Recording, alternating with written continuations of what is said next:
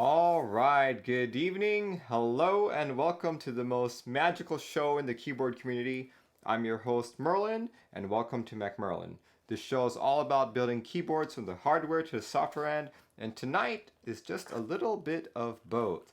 But before we do that, I, of course, have to show off my port for the day. This is called porting with ports, right? Still the same one I'm drinking from last week.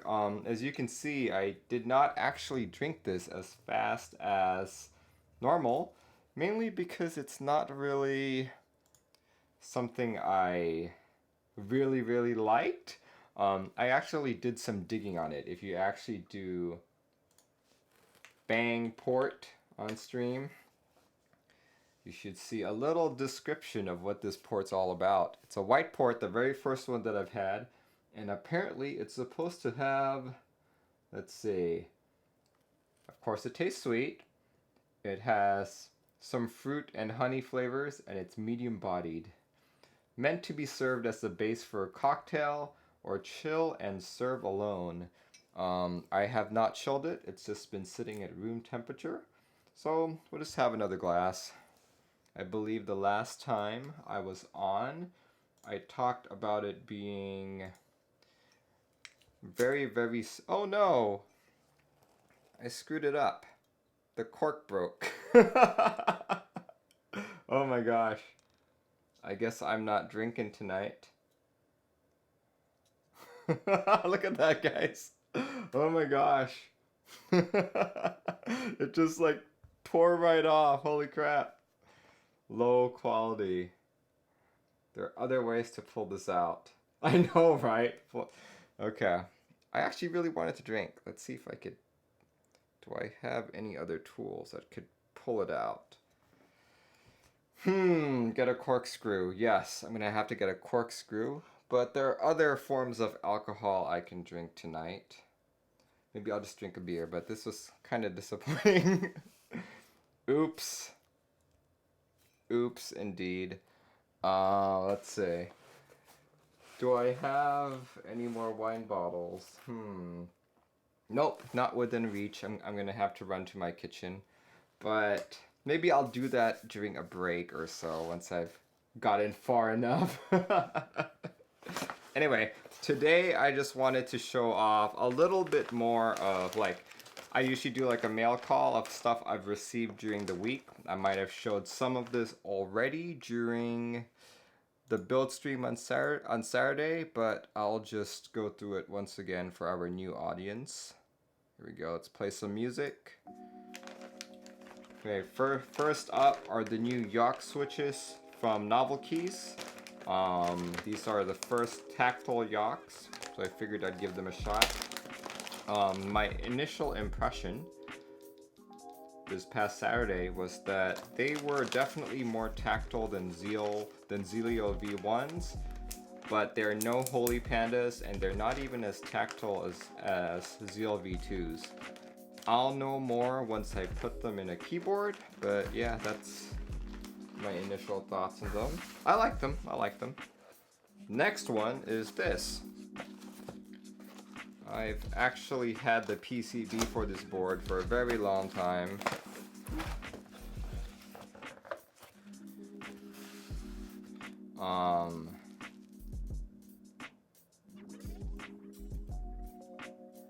This is actually the Budget 96 sold by Donut Cat on Donut Cables, and this was one of the first boot mapper client PCBs that I ported on stream that was like this big. And yeah, after I ported it, I was like, okay, well, I don't really have a case for it. I reached out to Donut Cat, and he's like, I've got some extra cases. So he sent me his kit. I did have to pay for shipping though. I figured I'd pick a color that no one really picks. And you guys all know that I like the color yellow, right? It's my favorite color. I kind of wish there were more boards that came in E yellow, but I guess this is the closest I can get to a yellow board for the time being. Come on.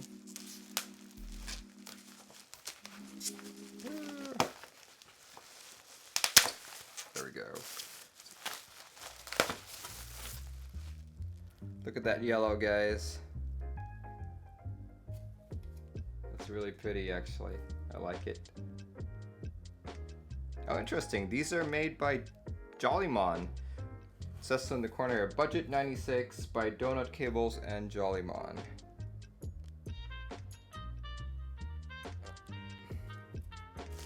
Yeah, so that's one of them. One of the other items that I got that comes with all of the necessary things. Unfortunately, it does not seem to have a middle section, so I'm gonna have to figure out something about that. Did you get the acrylic side pieces? No, I did not. All I got was this. So I will have to figure this out some other time. Maybe I can cut it myself through Ponoco or something.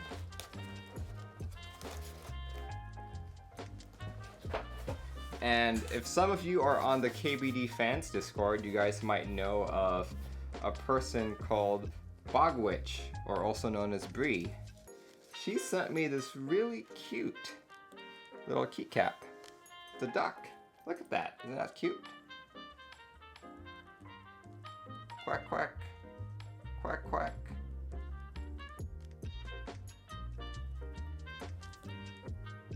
I think I'm gonna put it on my duck board once I pull it back out again. But yeah, it's really cute. I like it. So thank you very much, Bree. And if you're also on the KBD fans Discord, you might know that the KBD 67 Mark II RGB recently shipped. Mine shipped out on Friday, scheduled to be delivered on Tuesday, today, but I actually ended up getting it last night. So it came in 2 boxes, the PCB, like so. Comes with your little instructions. Please test before building the keyboard.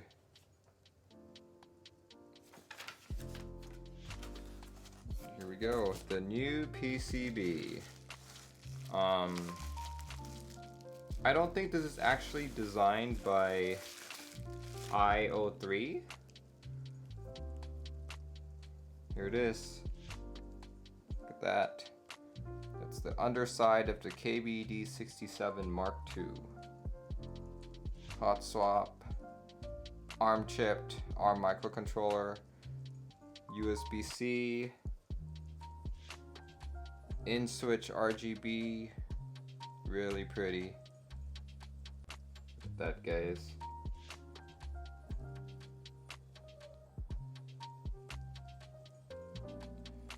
Right. Like, I like how KBD fans has started selling all of their PCBs and putting it in a box like this. It's really classy, I think.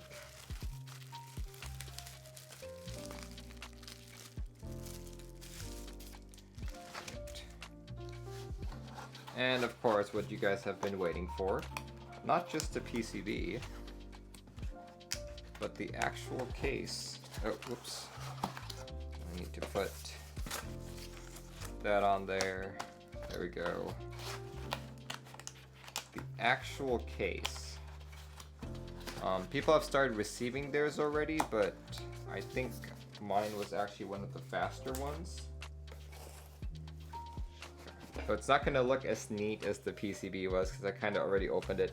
If you guys follow me on Instagram, you've already seen a few of the photos. But here we go. Whew. Comes with all the necessary screws. So this thing, you can actually build your board without these, but I would suggest not to. These are actually the standoffs that fit between the plate and the PCB. Do not forget these. Duncan Yo-Yo, thank you for subscribing. Can't stick around for the whole stream. Hope the porting goes well. It will. Well, I don't know. My last attempted port failed. And yeah, here are all the screws that you need. And then here we go. comes with a braided USB-C cable. I'm Alpha Boss, thank you for following. Comes with stabs. Okay, someone on Instagram had asked me if these were GMK. I don't know.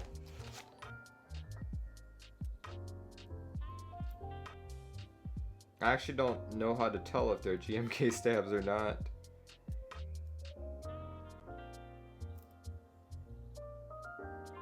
Does anyone know how to tell if they're GMK stabs or not? Other than comparing them to a set?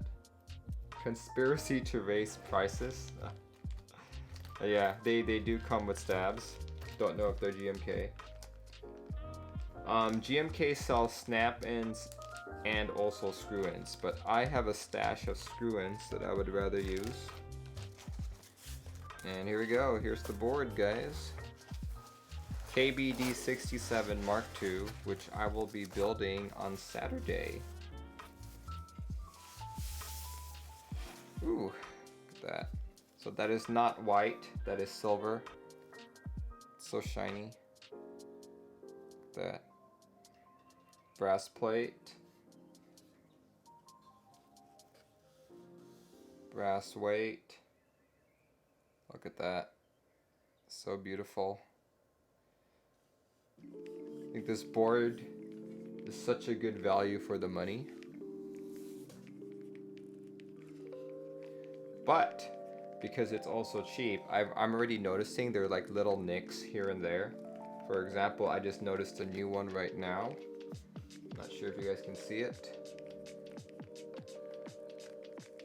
No, it's kind of hard to see, but I see one right there.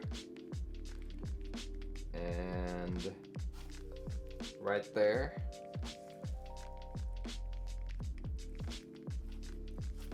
Where else? I saw a few last night. Maybe it's just the lighting conditions here. I've already found 2 and 3. Okay. 3 different nicks all around. How about on the bottom? 159. Thank you for subscribing. Tier 1 for 8 months. Thank you so much. Yeah, I'm not seeing... Like, the anodization looks good. But there are 3 nicks already that I found. Oh, I see another one. 4. They're like really, really tiny. And I'm only able to see them because I'm looking really closely. And... there is a small scratch on the brass weight.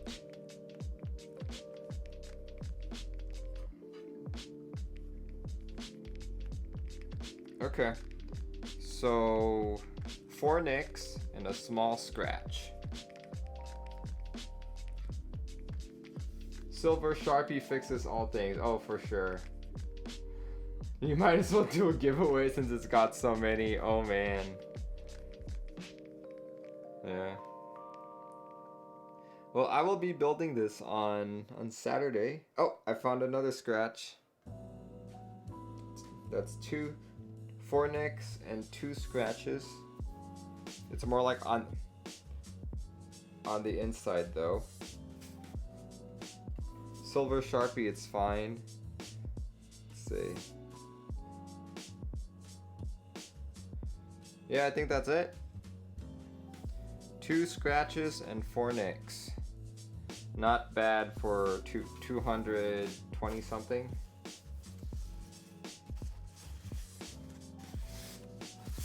QMK enabled as well, guys.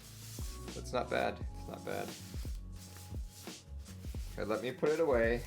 Let's not add any more scratches. Let's not have it end up like my white port. You know.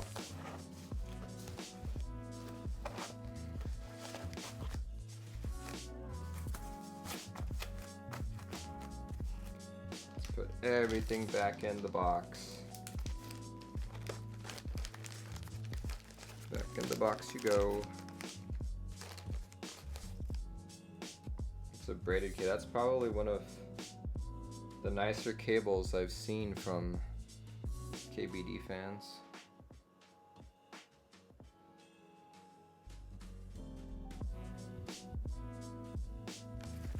I like it. I like it. But these days I'm on the magnetic cable bandwagon. So I've been using magnetic cables at work. Alright, let's see, what else did I get? Oh yeah.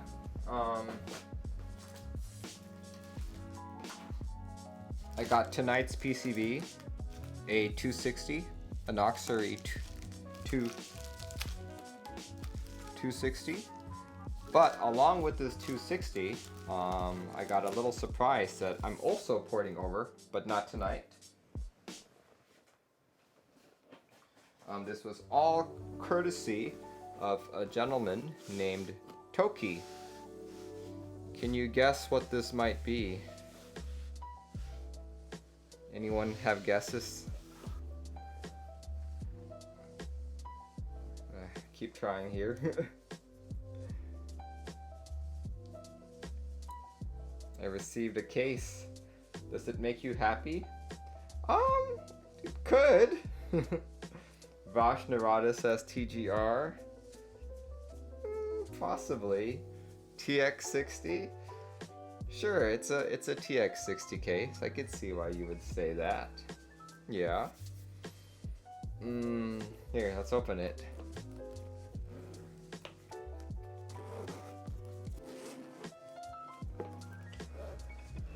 Might make some mac and cheese. Okay, that's good. So I already kind of opened it, so it looked neater earlier. CyberGhost says James Donkey. How did you guess? Oh my gosh, you are correct. No, I don't think even James Donkey has like a board this small. Right, we're gonna peel it off a little bit. Guess what key set that is?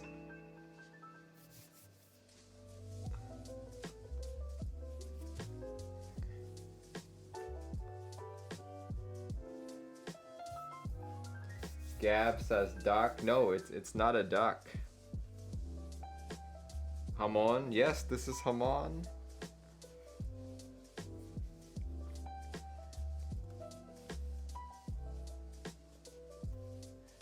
Someone says GMK Gold Rush. I wish. If you had GMK Gold Rush, I would be surprised. A Matrix?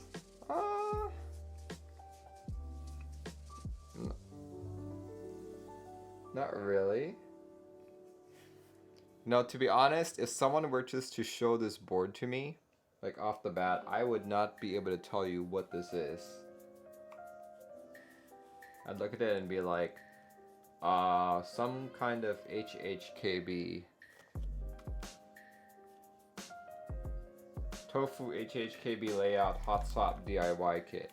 No, it's not actually. This is the Keycaps Happy. It's called Happy for happy hacking.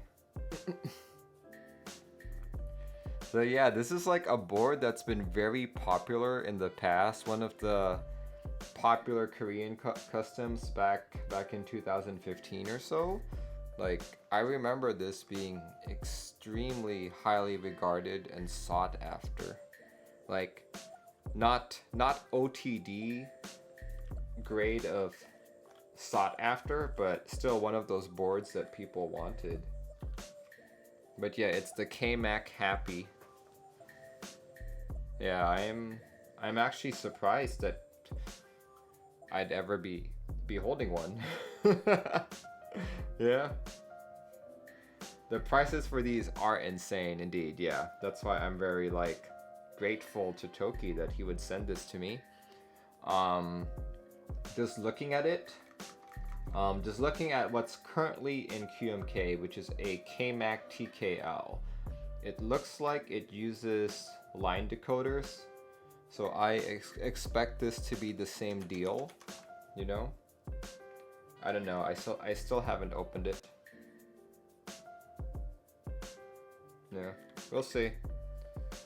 Goes back in. Used to have 2 of those, says Nick Heller. I had to buy a second one to get a new PCB. Oof. Okay. That just means that I need to be extra careful when I'm porting this. But yeah, that's the K-Mac Happy, guys. One of the... Would you say it's a rare keyboard? Like... You don't see it very often anymore. In fact, I don't think I've ever seen one until I received one. Oh yeah, so all porting requests for me are free. I just ask that you give me what I need in order to properly port it. I don't usually need hardware, but hardware lets me test that I coded correctly. So Toki sent this to me, but when I'm done porting, I need to send it back. It's a nice board. Actually, you know, I haven't even typed on it. I'm gonna open it back up. There are a decent amount of them just old. That's what I thought. I haven't even typed on it. Okay, you guys guess what switch this is?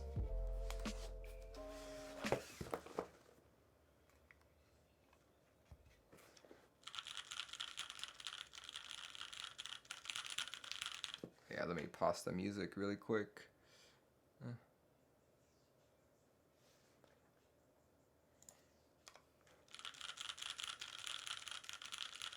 280G Taihao Alps clones. Sounds like inks. Do you guys think it's inks? Here, I'll put it next to the mic. Hopefully I don't drop it. Razor orange. I've got razor oranges.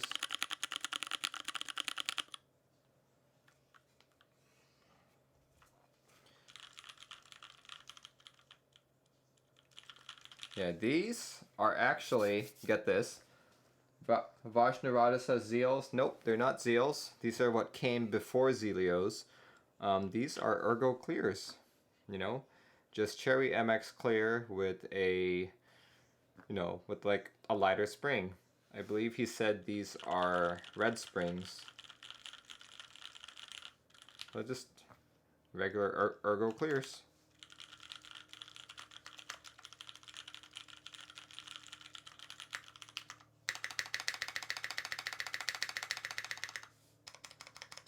Board feels and sounds well made.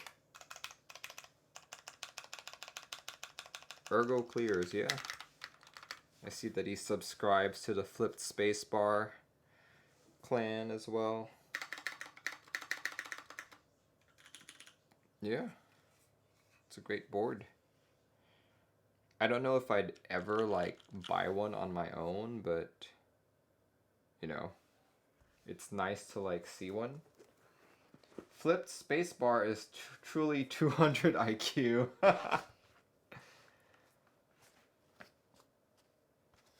Here, let's put it back in. Back in the case you go. Nick Heller, thank you for subscribing at Tier 1.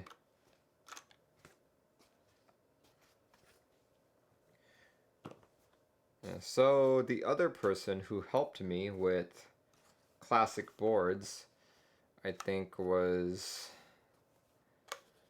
Oh geez, I forgot his name. Never mind. I'm not gonna embarrass myself by trying to remember his name. But one of my first duck boards was actually this person helped me port it just because I didn't know what it was all about, and had me test, and I had him test it a lot. Talisman, thank you for your 1 bit. Thank you so much. All right. Looks like I forgot to put these in. I'm gonna put that back so I don't forget it on Saturday, guys. Payday Monday next. Oh yeah. Are we allowed to ask for help with flashing other boards on stream? You can ask. Other people will probably reply because I'm going to be busy porting this board. so I'm not gonna really have much of a chance to reply to you. There we go. All the pieces back in the KBD67. That is really light. No way.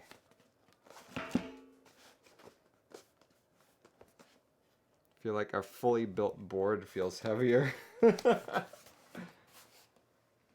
Cozy Fanatuti says, whatever happened with the Grid 600 flash module? Oh yes, I located a part, but I had to buy it through eBay, and it's coming from China, so I'm waiting. I'm waiting for it. But for the time being, we're going to be porting this guy, the 260. So let's see. If you guys don't know what the 260 is, this is a ZealPC board, or a Noxary board. Let's see, let me bring up, since I really only have the PCB, I'm going to show off a few photos of it. From the group buy, pretty much. Here we go, okay, these are just the renders. See, here we go. That's one of them, I believe. There's another one.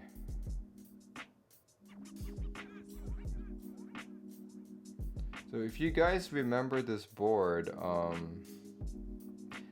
I think ZealPC's from the UK. I'm not. Oh yes, he is. There it is. So I don't know where these boards were made, but it's a European board.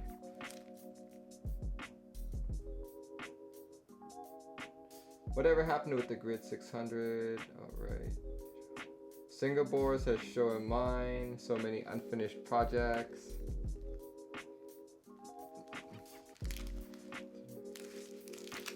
Yeah.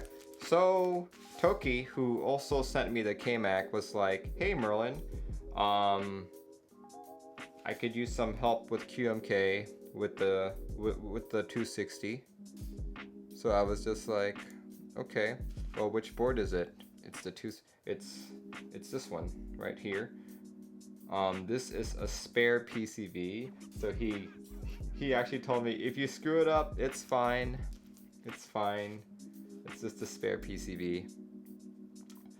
One thing I noticed immediately about this board is that the reset switch is right there. That's the front of the board, guys. So assuming the plate accommodates it, you just have to take off your A key and maybe your caps lock key, and you'd be able to physically reset the board. Unlike, you know, most boards have it like over here, you know?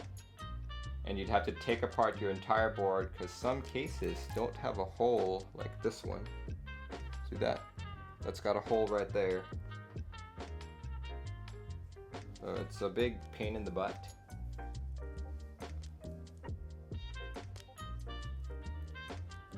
Let's see. Yeah, it's still using, oh no, actually, this uses USB-C. That's a surprise. I was fully expecting USB Mini B. Good on you, ZealPC, for using USB-C. Let's see.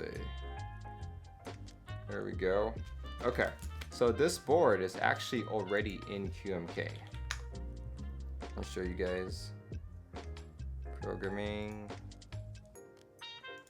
It is known as the Noxary 260, right there. But there's only one layout. See that? There's only one layout. You can't really change very much of it.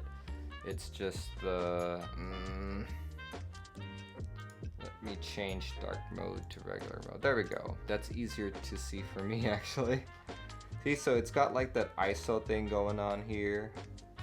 And this, and the split space, split right shift, split left shift, some combination of ISO and ANSI, and the split backspace. So we actually want to have more layouts. And you can't really do that just by looking at QMK Configurator. You actually need a PCB so that you can start poking at it and make sure that the switches are in the right place.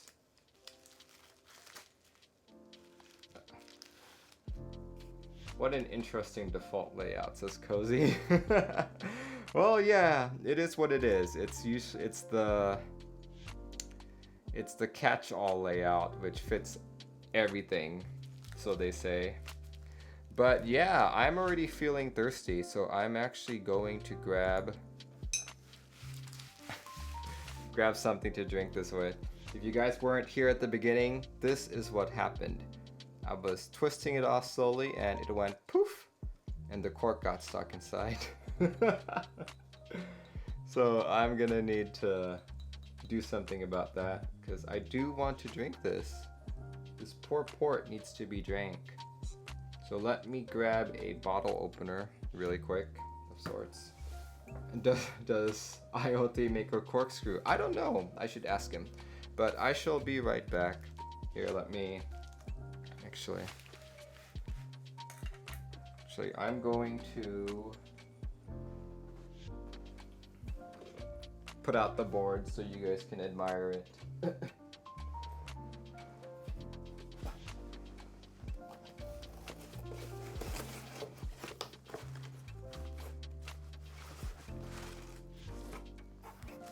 This guy right there, since this is my newest board. This is actually going to replace my work board, which is an aging XD84. There we go. Let's put that there for now. Okay, I'll be back. I'm gonna uncork this. Merlin is dehydrated from his alcohol abuse. Oh boy, spreading rumors about me. All right, I'll be back, guys. BRBs.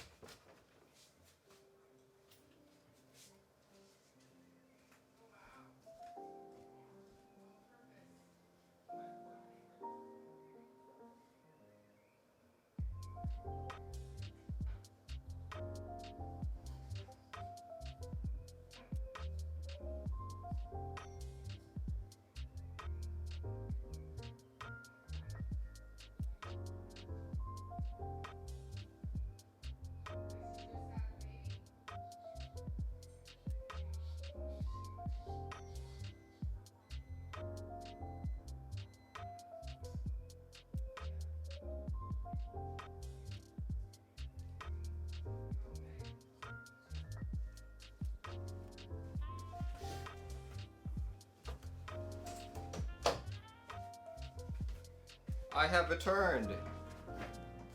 I have returned. The cork is unfortunately completely destroyed. So I'm gonna have to drink the whole bottle tonight. No, no, no. I'm not gonna drink the whole bottle. But I will start to pack things up. What's the point of streaming if you can't make rumors about me? That's true. That is very true. Drink entire bottle. No, I'm not gonna drink the whole bottle. I need to be somewhat coherent when I'm porting. Right? Hey, at least I'm not drinking like liquor, you know? Like, I'm not drinking whiskey. That stuff hits me a lot harder.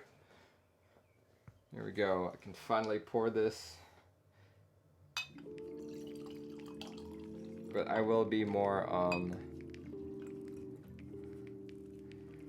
I will freely pour all my glasses. Okay.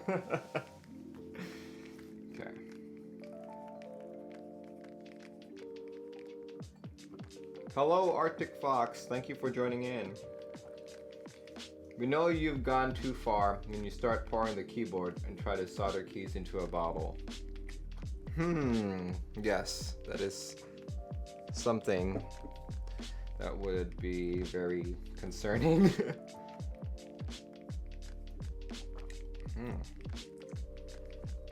Maybe I'm just thirsty, but this tastes better than last week. Okay, folks, let's see. Couple layouts I want to do to get this to really work is I want the regular layout where it's like 1.25s all around, and then the 6.25 use spacebar, along with the 2.75 shift, left shift, and backspace. So I'm gonna need to figure that out somehow. Let's come up with a keyboard layout editor so I can mark all of my findings. Default. There we go. Let's do that. Perfect. Perfect. Yeah, so as a reminder to my audience, as I'm doing this work, feel free to ask any questions about what I'm doing, what the process that I'm doing is, or really just anything about keyboards, you know. And I will try my best to answer them. If I'm not able to, I'm sure one of the many people online will definitely talk about it. Duncan Yo-Yo says, is the USB connector on the board already? Yes, it is. It's soldered on. Right there. Okay. Let me clean this up, Remove all legends. There we go. Okay. Here goes the most boring part of this stream. Just watching Merlin poke at a PCB and having it beep.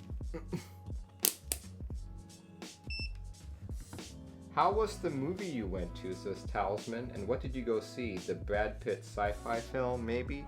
No, I did not watch the Brad Pitt sci-fi film. I went to watch It, Chapter 2, the movie about the scary clown.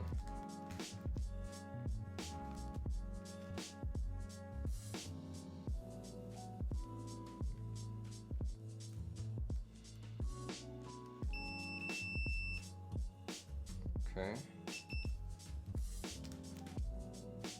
And how was the movie?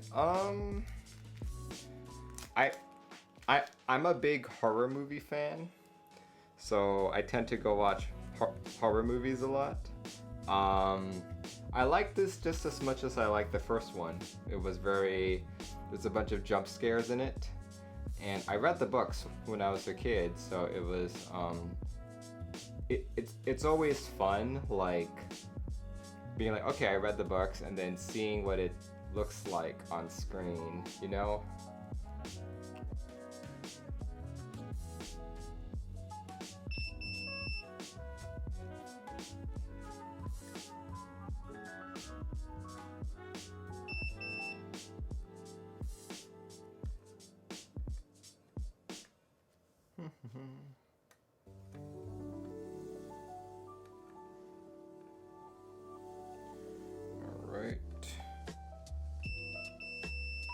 Okay, alright.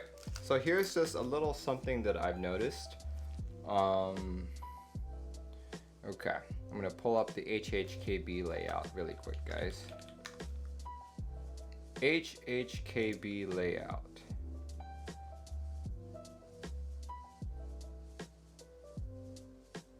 Where is the one that has the 1U backspace?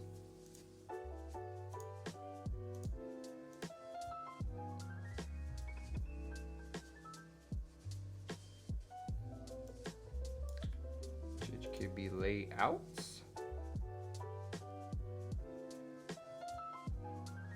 There we go, here we go. This is the one that I see. Okay. I've noticed this a lot on 60% PCBs. In some HHKBs, especially the ISO one, where's that good example? Here we go. I mean, not the ISO one, but the JIS one. This guy right here. What you're seeing is it's got all 1U keys on the top, and the very last key is backspace, BS, and delete. It's not here where the insert is, it's this last one over here. So I've been noticing that a lot of PCBs follow that same pattern. Look here. See, you can see 3 different slots here. You see the 2 for the 1U keys, and you see the middle one that's for the 2U backspace. What a lot of PCB designers do is they tie the backspace key, the one that's for the 2U, to the 1U. So these 2 switch positions are exactly the same. So because of that, more often than not, you can guess what the pins are based on what's already there. It's very common, but I have encountered a few PCBs where they ended up tying the backspace to this part, to this switch instead of that one. So I've guessed wrong on a number of occasions.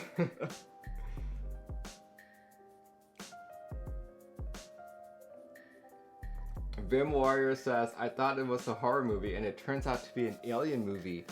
Shh! Spoilers! Spoilers. Actually, you know, like the book's been out for a long time, so it's not really a spoiler, but the it creature that likes to take the form of a clown is actually first mentioned in another Stephen King novel, or in another Stephen King series called the Dark Tower series.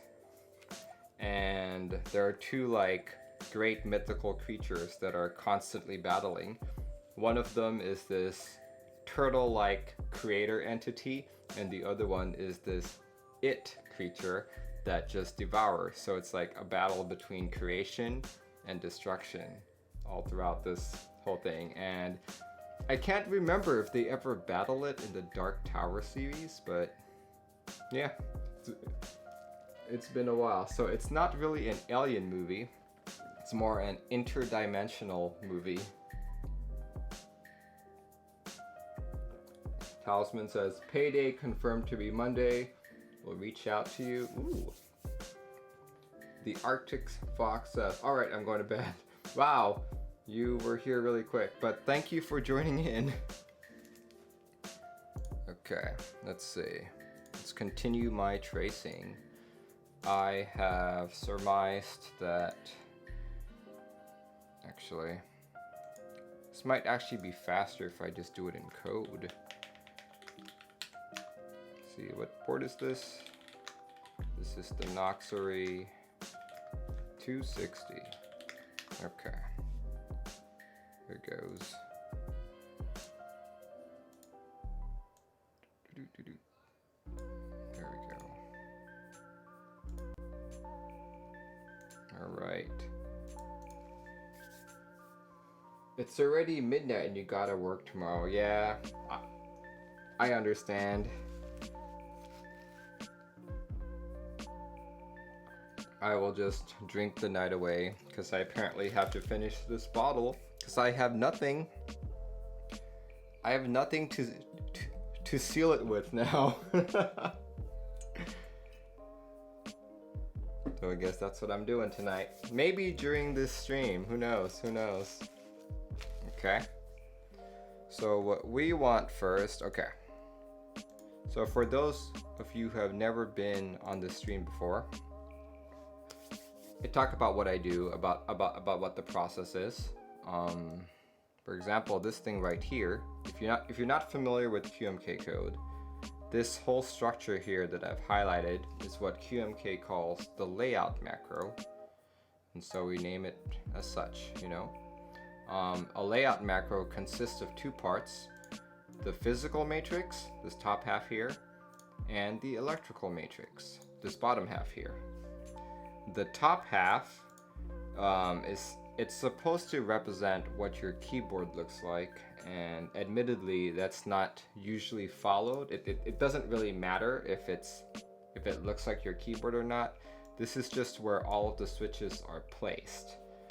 the electrical matrix here, this is basically where all the switches are in relation to the microcontroller.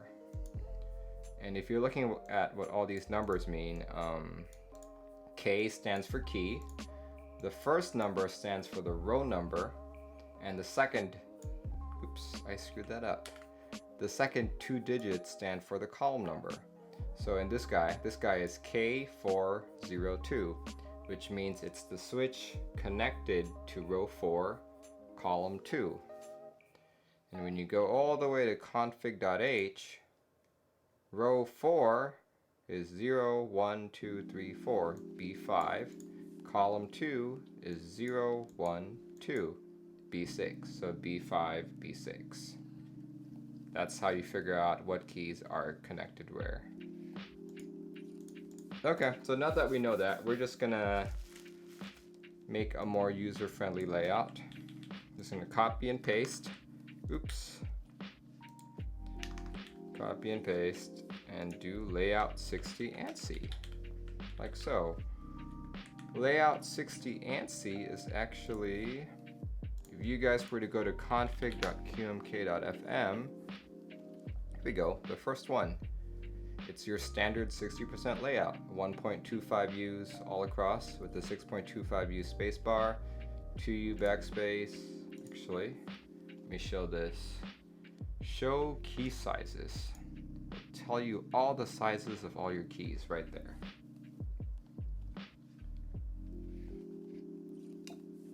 Singapore says, how is the wine, Merlin?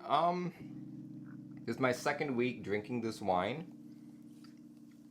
I like it better than last week. Maybe I've just gotten used to it more. It's definitely on the sweeter side.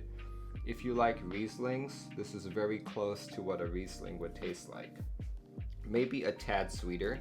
According to their website, it says they have a touch of honey before a long finish. This is an excellent base for a cocktail or chill and serve alone. So yeah, that's what I'm doing right now. Okay, where are you located, Merlin? Like if I wanted to send my board out to you, it says I'm Alpha Boss. I am located in Seattle, Washington, United States. Yeah. If you do live like outside the United States and you're sending me a board, as much as I would appreciate you sending me the whole board so I can really play with it and test it, shipping will break your back. So if you can, just send me the PCB. If you can't, maybe like at least detach the plate so it's not just like the whole PC. It's not the whole keyboard. So yeah. CyberGhost says, you didn't know you could do that key sizes thing. Yeah, we are able to do that for all of the boards. You just go over to this gear icon and you can toggle. You can also do dark mode. Ooh. The video tutorial, I guess, shows my video. I'm not sure. I've actually never tried. Let's try. Oh, there it is. Woo.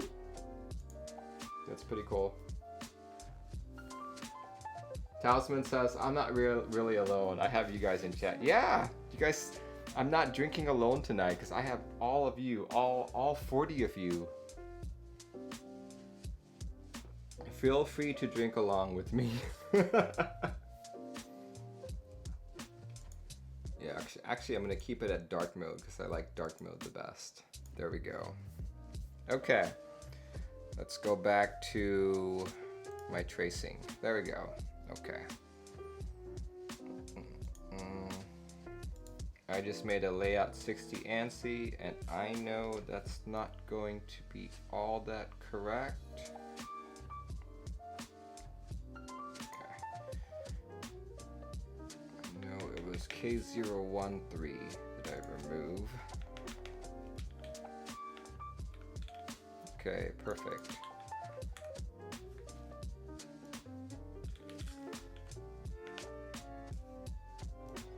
Okay. So looking at this, I still need to figure out the left shift and the right shift and this whole enter deal. I think the shifts should be the easiest to do right now. This might actually be a pretty quick build stream. I mean a port stream. Okay.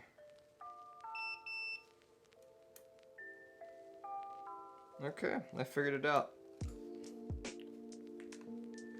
It is K300, so I can remove K301.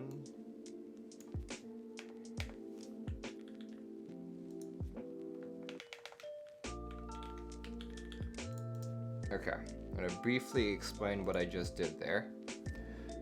So I previously had K301 right there. Let's fix that up.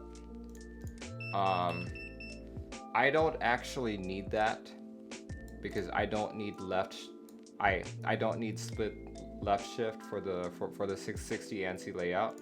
So what you can do is you can erase it from the physical layout or from the physical matrix. But over here on the electrical matrix, you can't just delete it. You need to mark it as not in use. And by doing that, you can use KC_no. So I did that for K013 as well. So now I figured that out. Figured that out for the left shift. Now to do the same for the right shift. Perfect. Okay. So the right shift would be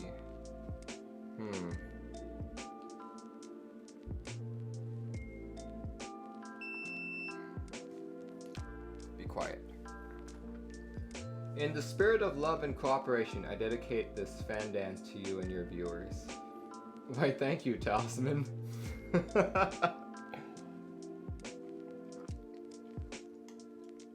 I'm Alpha Boss says, you got inks on your board. No, these are not inks.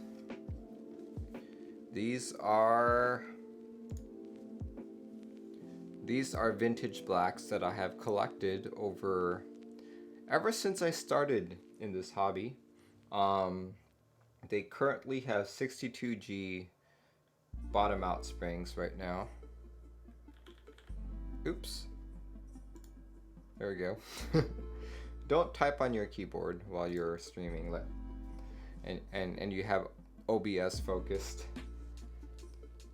But yeah, here we go.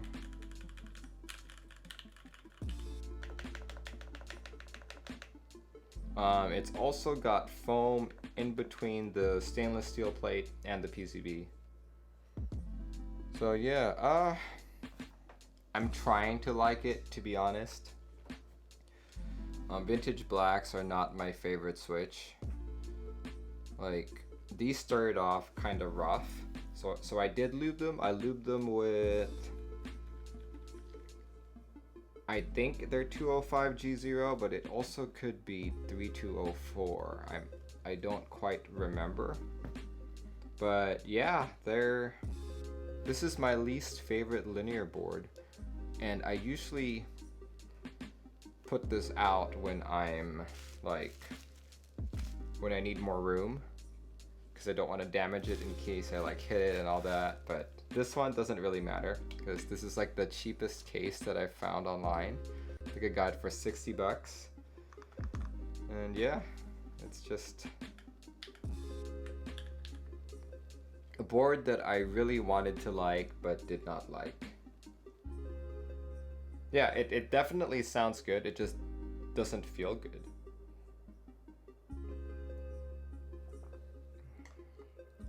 So yeah, maybe I'll rebuild it one of these days.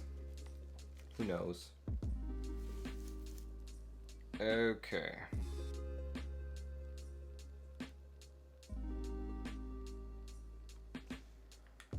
Let me just take a look here.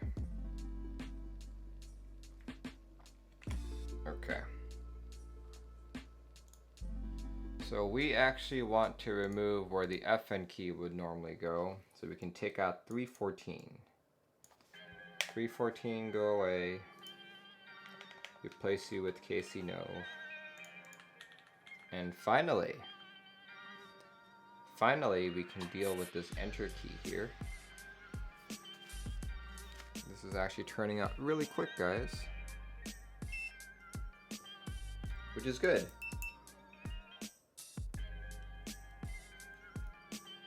Okay, that is not the enter key. So this is not where an enter would normally go, so I can actually take that out. So it's 212 that can be taken out. Hooray!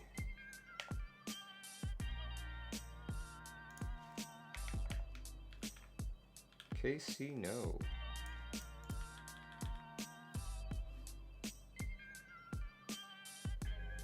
Talisman says, Mech Merlin is an expert at harvesting vintage key switches from legacy boards. He traveled throughout the Seattle area seeking out vintage KVs in various thrift shops. Actually, that is true. I got into the hobby relatively early. Relatively early. 2013, 2014 timeframe. And Seattle being a very tech-centered hub here in America, had a bunch of recycle stores that had mechanical keyboards. So one particular find, I don't remember exact numbers, but it was a car lot that was going out of business, and they sold me about 20 different Wise boards that had vintage blacks on them. And I went there, like the guy was saying, hey, I'm going to sell all these Wise computers for $200. I get there and I'm like, oh, that's really nice. I have a bunch of Wise computers too, but my keyboards are all broken. Can I just buy the keyboards off of you? And after some negotiation tactics, we settled for $70 for 20 Wise keyboards. So yeah, that's just one of my finds. I've had other vintage black finds in the past. If you look at some of my geek hack posts, I used to sell vintage blacks quite often because I found them very, very easily. Cozy Fan 2D says, I have to put spaces on my physical layout or I will mess up the Casey nose every time. Yeah, that definitely happens to me too.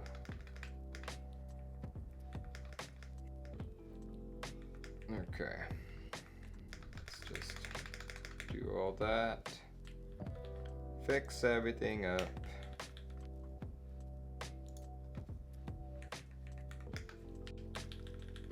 So what I'm showing here is just adding an additional layout to a keyboard. So first things first, you need to add another layout macro. And the next thing you have to do is create a QMK configurator JSON for this. And the easiest way to do that, especially if it's a default layout like this, layout 60 ANSI, is to borrow from QMK.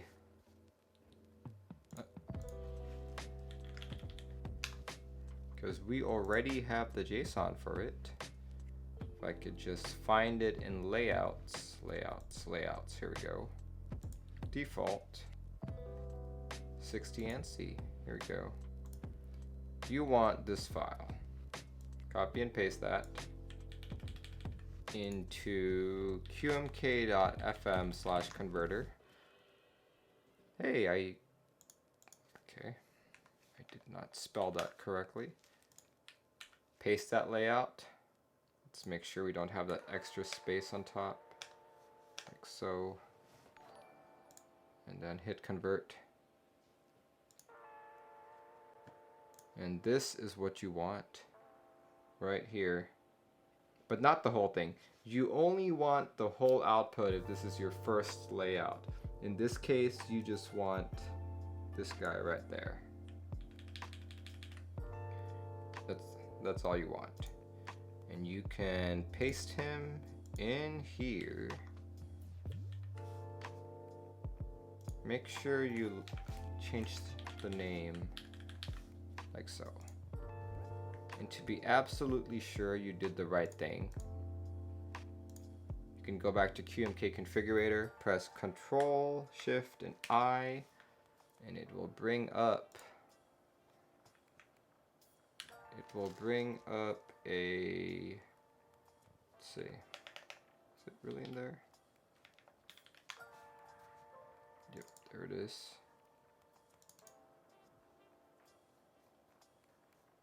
We'll bring up a dialog box which you can then navigate over to that info.json that you created.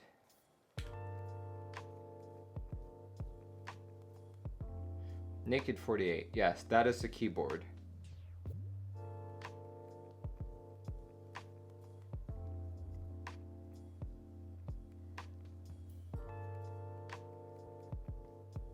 There it is, Noxary 260. You want info.json.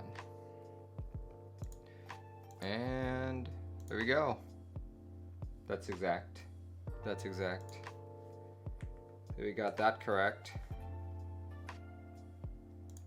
Let's see what else. What other layouts do we want for a 60%? How about HHKB?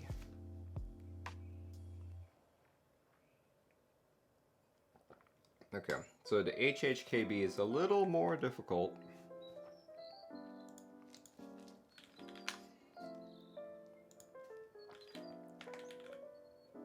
It's a little more difficult. Like, we can piggyback off of the existing layout macro so that we know which the what the backspaces are. We'll know what the shift key is. We even already know what the enter key is. But the problem is, I can assume that these three, or these two, will be the two keys before the spacebar on an HHKB. In this case, I can assume that it might be these two, but I have seen cases where it's actually this one and this one. So it really depends, and I'm gonna have to poke away at it more. So we'll see.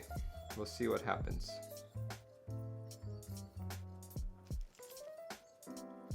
Let's see.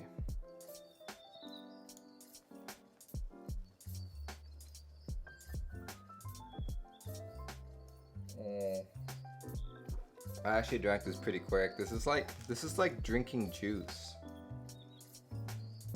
Drinking juice. I'm ready for my second glass.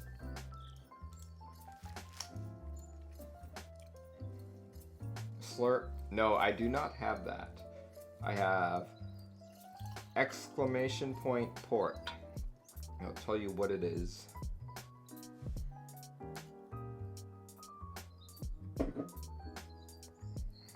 I like that color actually. It's a really nice color.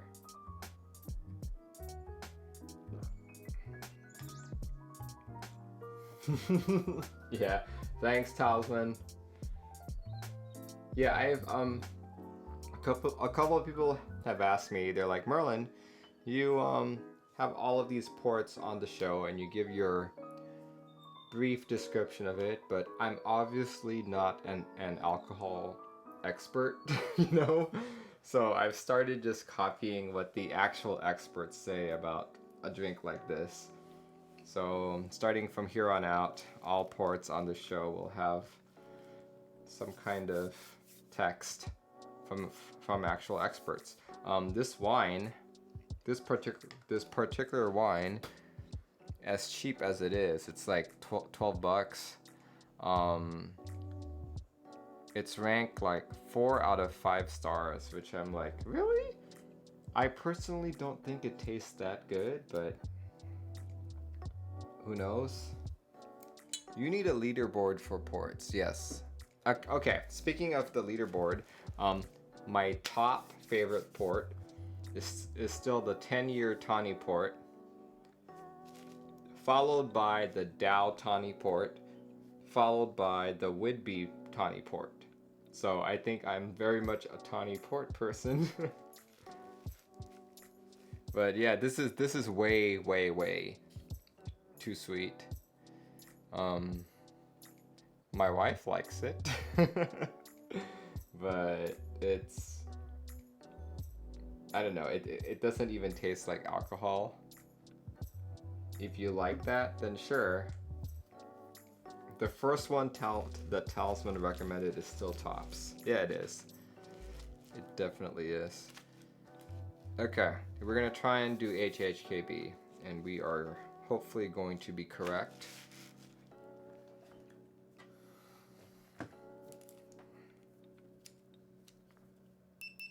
Okay. See? So if you guys look at this PCB, this bottom left section has 2 positions, or has a total of 6 positions that the switch can go into. I just want to make absolutely sure that these 2 guys, like these groups of 2, all connect to the same pins.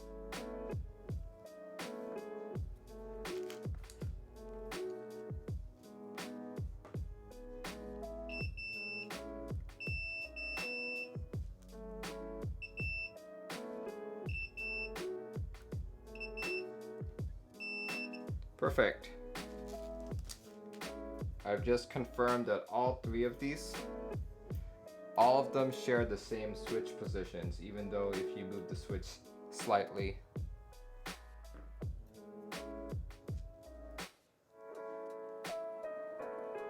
Mahuggles Shorch says nude close-ups on Twitch and no not safe for work tag. Well, you know, I tend to push the envelope a bit.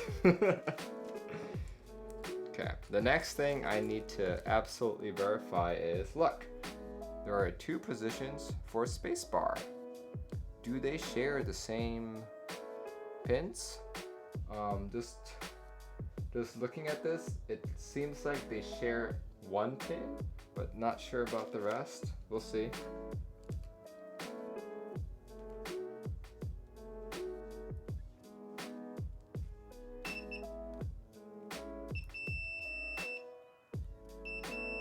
Okay, they do share the same pin. Okay. Nice. I don't have to worry about the space bar either. Next up. Oh man. Okay, so some circuit boards, actually not some circuit boards, there's only one circuit board that I remember that actually labels it. It's the Face W, sold on mechanicalkeyboards.com. They actually label which keys are for what layout, and that's super helpful.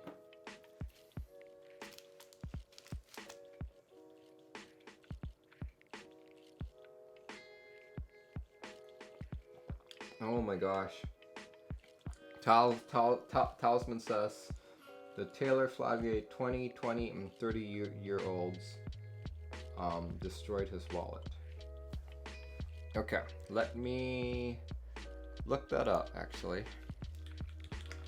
Taylor Fladgate 20-year. That's a $50 bottle of wine. Okay, I am really curious about that now. Taylor Fladgate 20-year. So 50-50. Then you did a 30-year. The 30-year I'm expecting to be closer to 100. Woo! $134, dang.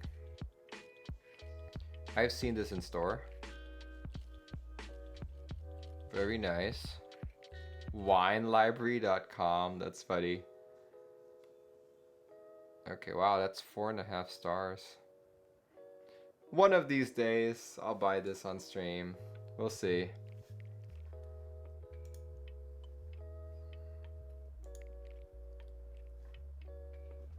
We shall see.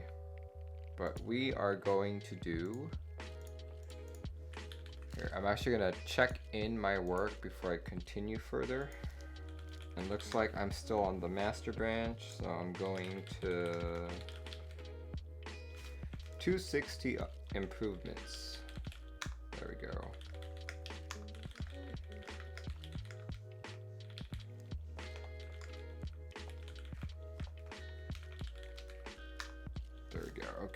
Next one I'm gonna do is HHKB. Dinner bill was $2K. We drank Stag's Leap California during the meal. I have to look that up again. Oh my gosh. Stag's what? Stag's Leap California. All these terms. Oh my gosh, that's a $259 bottle of wine. But there's also a $50 one. Which one did you drink?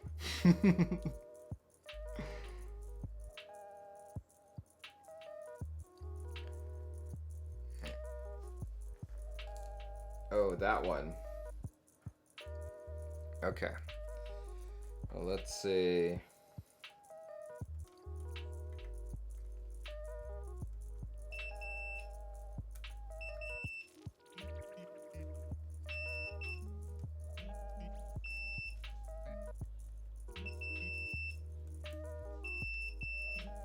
Okay, that confirms a couple things for me.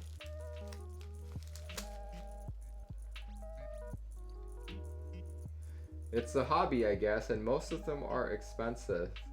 Yeah, I agree with you. That's what sucks about having a hobby sometimes. You spend a lot of your money on it.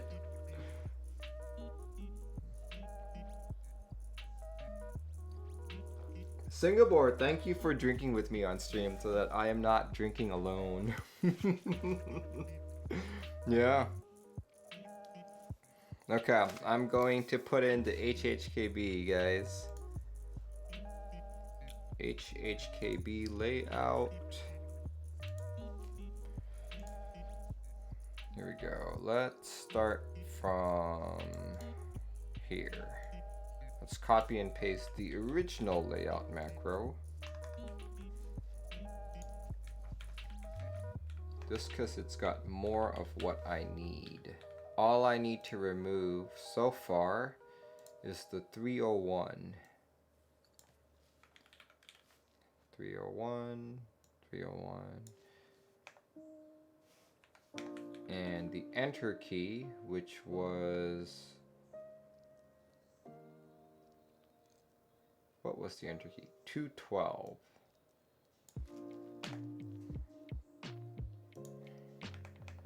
Okay. And I can remove K400 because HHKB layout doesn't have K400, where the control key would usually go.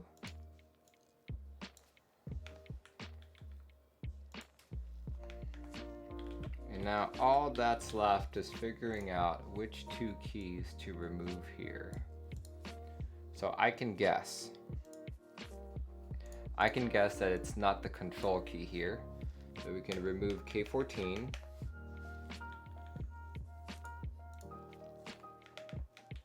And now I have to decide if it's going to be either 410 and 411 or 411 and 412. Cozy, thanks for joining with me as well. It would be funny if like all of you guys were drinking at the same time that I'm drinking. We can all just drink together.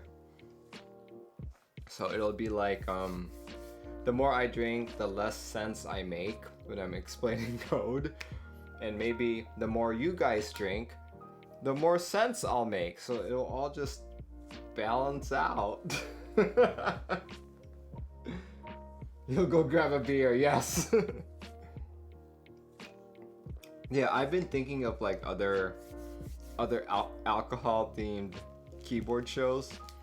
Not that alcohol and keyboard always goes together, but it's like, what do you call that? It's just fun, and the only one I've been able to come up with is QMK with Chardonnay. Nothing really rhymes with beer.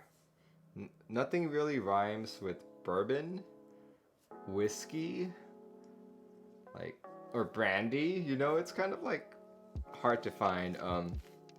I told Quakums about this. He's like, Merlin, don't you dare take whiskey. I'm like, why? Because he's making He's supposedly making a segment called Whiskeys and 60s, but he's been telling me this since like early 2018, so who knows.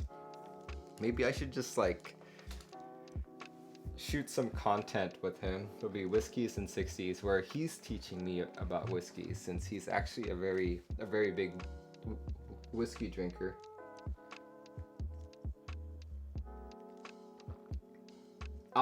Alpha Boss, the reason why I'm doing this is while this is in QMK, here, let me show you why. If you were to go to QMK configurator, like so, like I'm here right now, the only layout available is layout. This is all that you have. So as an end user, you would have to guess which one of these 4 keys would be the HHKB position. Do I put the backspace here or here if I have a 2U backspace? So I'm just trying to standardize it, make it more usable for an end user.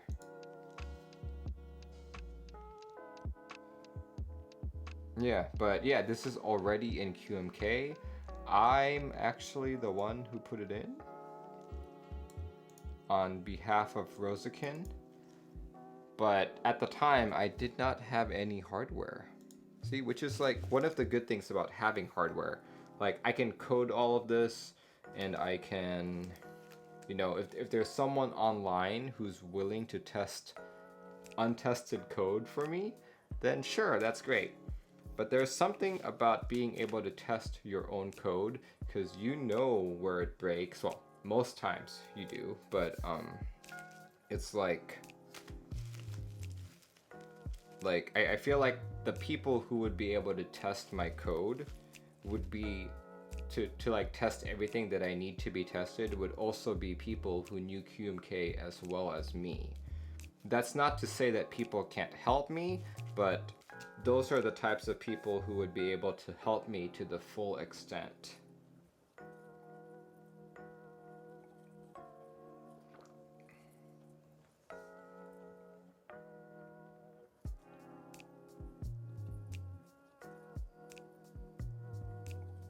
Oh my gosh.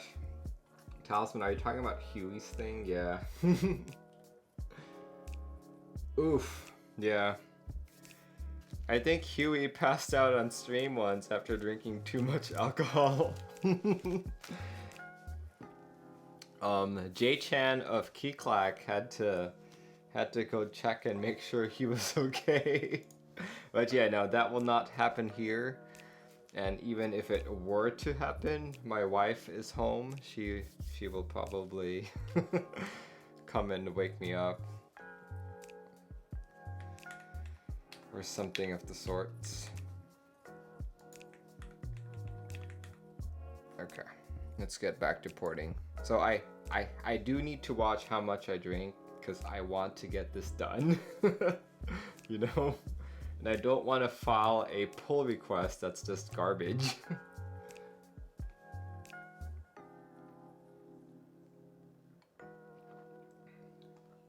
Yeah, it's it can be fun. There are some streams where like I think I'm like 4 bottles in, or not 4 bottles, 4 glasses in, and that's when I'm starting to be like I start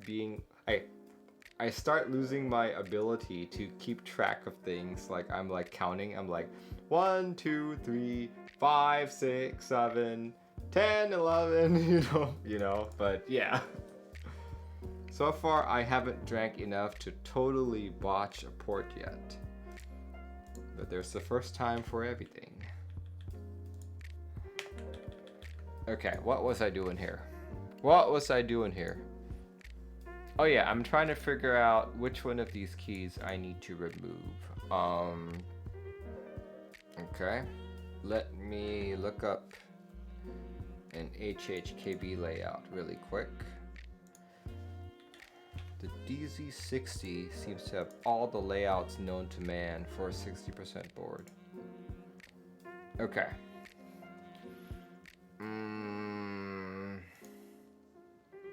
Is that a 7U spacebar? Yes, it is a 7U spacebar. Perfect. Okay, so that means it's more than likely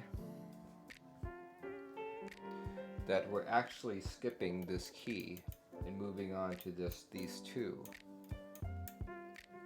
Actually, the more I look at that diagram, it seems like that is indeed the case.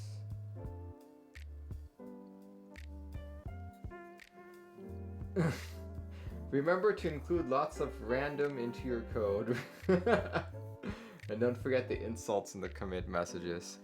Oh, speaking of commit messages, have you guys heard of like commit messages from last night? Here.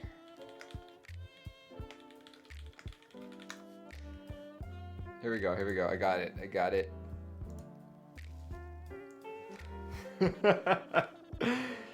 This commit logs from last night. Let me increase the size of that.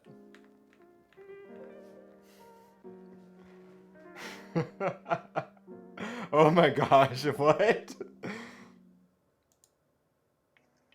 So it actually links to it actually links to their GitHub and that actual. Oh, okay. I can see why he said that. Yeah, that makes sense why he did that. It's just git ignore. But like, look at this. Look at this. Wow. People are just some very angry people.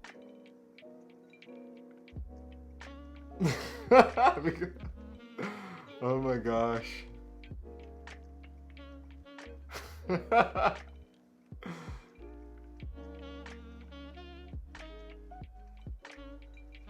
Oh my gosh. Oh, it's not even on there anymore. Oh no. Yeah, but yeah, if you guys are bored one night and want to look through commit logs from last night. Singapore says, I'm Toki, by the way. How's the porting going? It's going well, actually. I've already gotten one extra layout in. I'm currently working on HHKB. So yeah, I just figured out which key I need to remove to complete the HHKB, and it's the K410. I can do that. Okay. So I've got HHKB support. Existentially yours says, that's golden. I'm going to share this with all my coworkers. Definitely do that.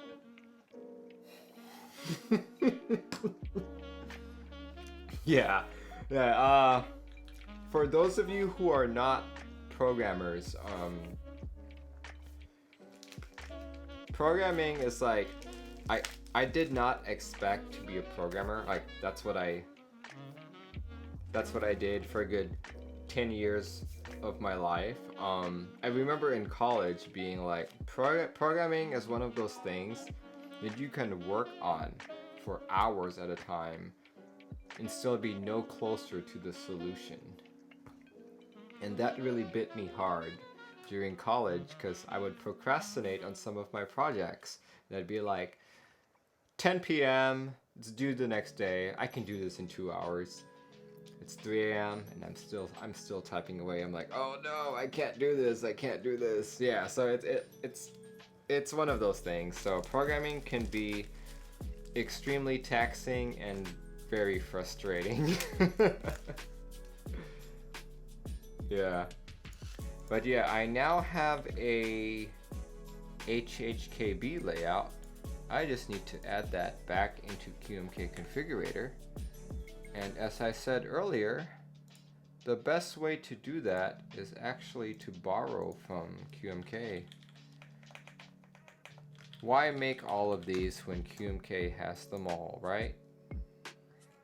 That's going to be in layouts, default, and you want 60 HHKB. There's even a Sangan HHKB, which I should probably add in too.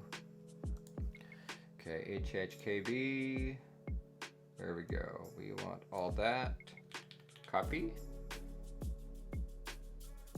Actually, I'm gonna format this a bit. Raw data. Let's paste that all in. And then remove it again. Perfect. Take all that, throw it into qmk.fm/converter. That actually paste. There we go. Convert. Okay, I'm super paranoid. Just gonna delete it and press convert again. There we go, okay. That should be layout 60 HHKB.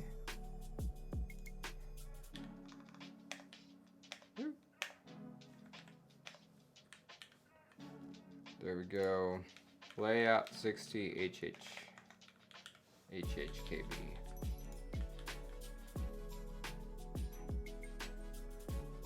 Then you walk around the house for 10 minutes, you come back and you see this wrong operator right in front of your nose. Yeah, that's the thing. That's the beauty of programming. You could work on something for a couple hours and then you just go out for like a drink, you know, and then you come back and it's like, oh wait, how did I ever miss that? At work, I'm currently training a few new engineers, some freshly graduated from college, some just easing into it. So I've been teaching people some coding, and yeah, it's that is definitely one of my suggestions. I'm like, if you've been coding away at something for an hour, maybe at 2 hours, and you're not breaking through, just go do something else. It doesn't even need to be coding. It can be like, I don't know, you can play with your keyboard. Oh yeah, I mentioned this on Saturday. There are 8 people on my team. There are 8 people on my team, and I've converted 6 of them to using mechanical keyboards. And I've done this all in the span of 2 years. I got 2 more people to go. Actually, one of the, well, yeah. I've got two more people to go. So hopefully by the end of the year, I will have succeeded. What in the world, Anthony? 001 Anthony, thank you so much for raiding with a party of 33. Oh boy, okay. Yeah, woof. Okay, thank you viewers from 001 Anthony. What I'm doing today is I am adding additional layouts to the Noxary 260 so that people can actually, you know, make sense of this layout right here. So in addition to that, I am drinking a whole bottle of white port because I've never had a white port before and I broke the cork and I don't have like a bottle cover for it. So I figure the only thing I can do is drink the whole bottle, right? Yeah, that's what I'm doing these days. Oh my gosh. Okay, well here we go. I just finished adding HHKB support. So just to verify I did that correctly, I am going to load it on QMK configurator, like so, and boom. Wait, that is not what I expected. Wait. It's not doing what I want. I'm gonna try again. Control-Shift-I, info.json. Oof, okay. That needs to be fixed. That needs to be fixed big time.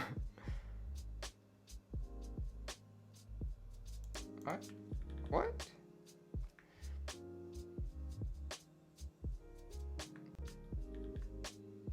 No, I actually got that correct. I think it's just my layout macro that's wrong. Oh yeah, of course. That's why. I completely screwed that up, guys. Let's try that again.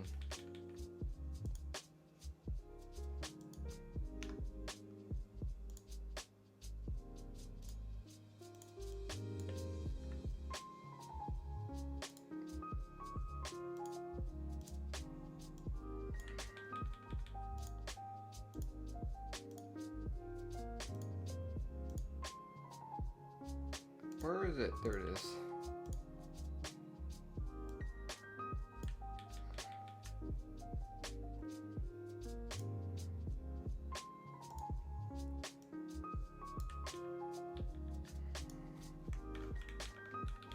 Layout 60 HHKB. Okay, there we go. Talisman says broke the cork intentionally. No, I did not break it intentionally. You guys saw me. You guys saw me. I was just like, here we go. Basically, I pulled it over and I was like, all right, I'm gonna open it. And I was twisting it, and when I twisted it too much, it just broke like that. So yeah, that's what happened. It was not intentional. Don't put words in my mouth. There's, yeah, I know. There's too many buttons for an HHKB, so I messed up somewhere. Maybe I've drank too much at this point. It's good practice if you're coding. You need to drink moderate amounts to relax your brain, but don't drink too much, otherwise you'll get way too relaxed. NGB09229 says, Merlin, you helped me get my TKC 1800 PCB to get recognized by my PCB. Thanks.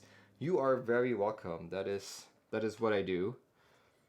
But please, please remember, guys, I am just one of many wizards in the entire community. There are quite a few people who know QMK more than me, and there are also quite a lot of people who know QMK just as much as me, or just basically enough to like help. So I am not the only wizard, but I'm the only one who wears this hat. And as I like to say, I'm also the most handsome.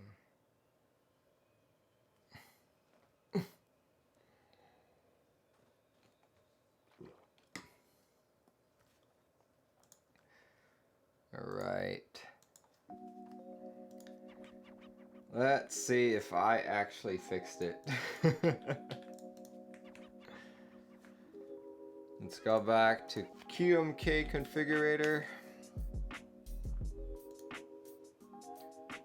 And Control-Shift-I. Boom.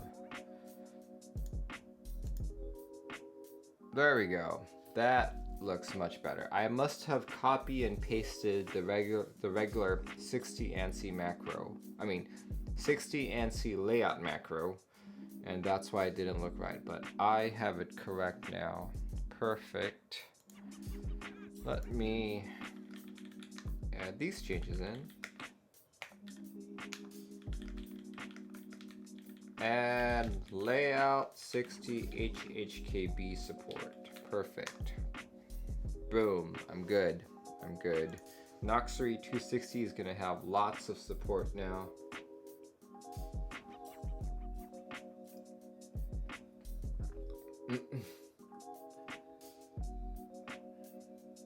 Wasn't QMK. My computer would literally not recognize the keyboard. Oh, boo. That sucks. Yeah, there are. Occasionally, you need the right combination of drivers in order to get your keyboard recognized. I'm beginning to notice that's been an issue with ARM boards lately. Like, I think we have the story nailed down when it comes to AVR boards, but with ARM boards, we're still learning. You know, we're still learning. I actually have never ported an ARM board on stream before. I'm hoping to do that in the near future. I'm still just learning the process. I might, just because if you're making an ARM board, you kind of need to know the QMK that goes behind it. So there hasn't been any ARM board that's had a need to port it into QMK. So I think I might. Who knows? Maybe I'll do the KBD 67. We'll see. We'll see. Kosi Fanatudi. Cue the Windows Zadig meme. Yeah, totally. Alhax, thanks for joining in. What are you typing on right now? What am I typing on right now? This is my least favorite linear board. These are vintage blacks that I recently built. I've had these vintage blacks for years, and it's only like within the last month or two that I finally built this board. It's vintage blacks with 62G bottom mount springs, stainless steel plate, tray mount build with foam in between the PCB and the plate. JTK white on black, and I've got a Helios board, I've got a Gateron yellow board, I've got a buttercream board, I've got a, what else do I have?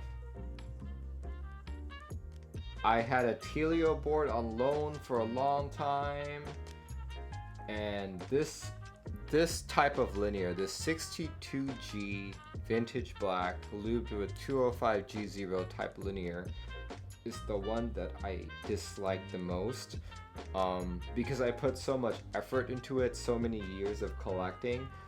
I'm trying really hard to like it, and so it's been here every day. It's my daily driver here at the home, and I don't know. I don't know if I'll ever like it. We'll see.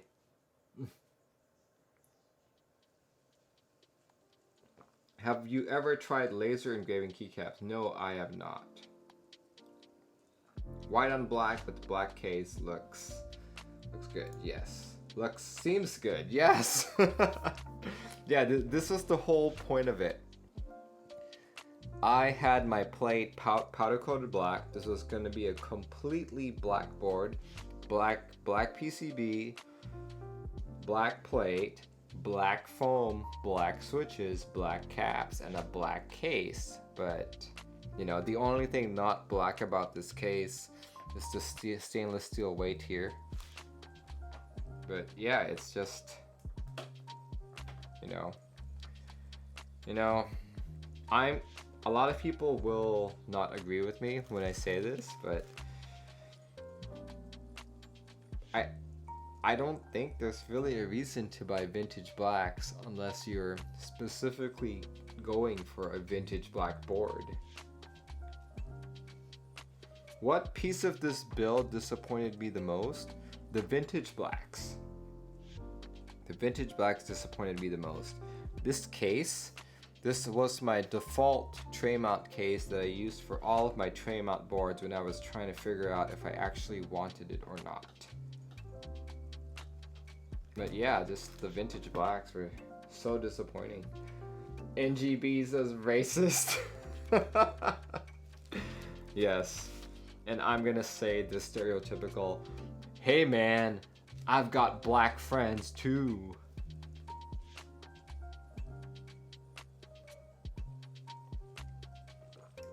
Does inks now a good vintage black alternative? I think basically any of the Gateron switches are a good alternative to blacks. Like, I just bought a bunch of Gateron yellows just for a future build. Yeah, I showed it a while ago. Oh, yeah. I have a budget 96 board from Donut Cables that's like, it's got a yellow plate and everything, so I'm gonna put yellow switches on it, hopefully. What color unicorn did you build on your recent upload to YouTube, says Grumpy. That Unicorn 60 was built for 159 of Project Keyboards. He sent it to me 2 weeks before the Seattle meetup, and when he came to the Seattle meetup, I hand delivered this board to him.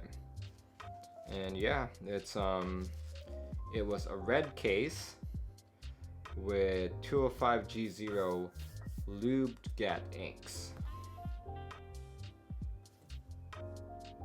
And another reason why he sent it to me was so that I could convert it to QMK. It was previously running bootmapper client, but then as of that build stream, it's, well, actually no, I did a porting stream and a building stream, but during the porting stream, I ported it to QMK.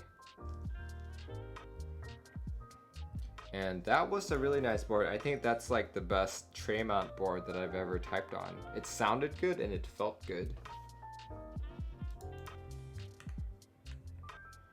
Let's see. Okay. So the other thing that I'm gonna do here is I am going to add the Sangan layout, just so people have a Sangan option. So all I need is probably that control key. I hope. We'll see. We'll see. So a lot of this is still guess and check. To be fair, it is a more educated guess and check. It's not just me shooting in the dark.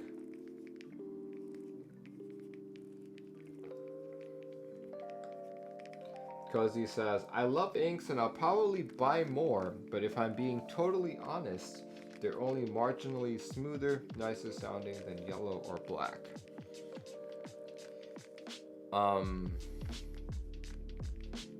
If you are going to lube your switches and you are actually a decent luber, I actually think like a regular Gateron switch versus a Gateron ink switch, like if you're lubing anyway and you're relatively good, it's gonna end up feeling the same.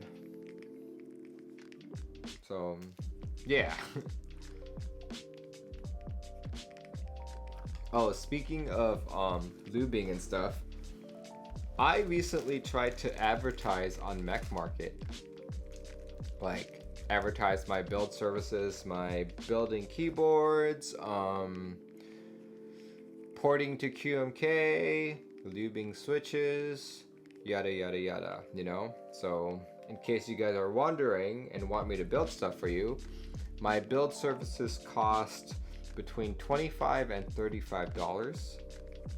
That's dependent on the size of the board. My lube services are actually more expensive. Like I can do them, I'm pretty good, but to dissuade like a lot of people from asking me, I charge $1 per switch, and that price goes down based on the quantity. Oh yeah, back to the build service. My build services contain basic programming, lubing of stabs, clipping of stabs, and all that. And I also offer QMK help that's also free. And the only thing that I ask people to do is like if they're sending me boards, then you have to pay for the shipping to and from me. So to continue with my story, what happened was I was trying to post all of this on Mech Market, right? So I posted it and I got rejected 3 times because I couldn't get the title right. Apparently you need to have like brackets, service, capital S, lowercase ERVICE, service in your title post. So I'm like, okay, fine. I finally got that. I posted it, and within like an hour, one of the mods shut me down. And it turns out because of their new rules, if you are posting build services, you need at least 20 confirmed trades. I only have 2 on Mech Market because I do most of my trading, my buying and selling on Discord.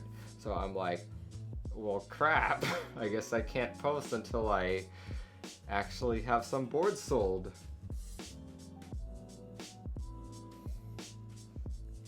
I don't think it's necessarily a dumb rule, xenophobia, but it's, I know, I can see why they do it, but at the same time, 20 sounds kind of excessive to me. You know, like a couple people actually pinged me and said, hey Merlin, do you want me to talk to one of the mods for you? We could probably get you in. I'm like, Well, yeah, that's nice, but you know, just because I'm a streamer, YouTuber, QMK collaborator, stuff like that, doesn't mean I'm afforded all these privileges, you know, like at the very most, I'd like to try and reach 20, because I legit have stuff to sell. I have stuff that's been sitting with me for months, if not years, that this is a good opportunity to start selling things. Most of you know my distaste for SA keycaps, and some of you also know that during the start of my keyboard hobby, this journey of mine, I invested in quite a few SA caps, so I am experiencing some deep regret from that. So I'll probably let go of some of those. Hopefully after all is said and done, which is gonna be this weekend, I'll be like more, I'll be closer to 20, you know? If I've sold everything that I've wanted to sell and I'm still not really close to 20, that's when I'll be like, hey man, you remember when you said you'd talk to the mods for me? Could you talk to them a bit? Because I really don't really have, I don't want to have to buy something else or sell any more than I have. Oh my gosh, so I mentioned this on Top Clack, on the Top Clack Discord, and someone was like, Merlin, there's an easy way to solve that. And I'm like, okay, go on. They're like, just tell that moderator, you need to own 20 QMK powered keyboards if you want any QMK help. And I'm like, okay, but if you own 20 QMK keyboards, you probably already know how to flash your board and make a key map.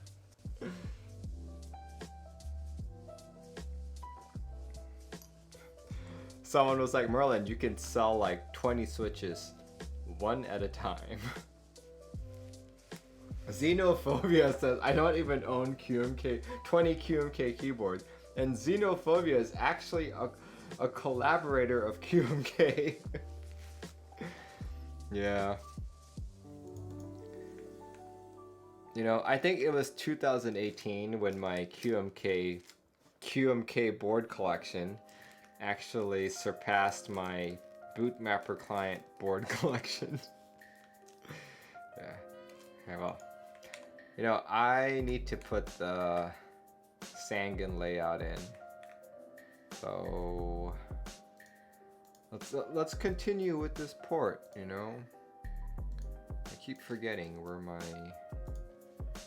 thing is. Okay, the name of the layout I need to add is 60_Sangan HHKB. Perfect. Let's do that.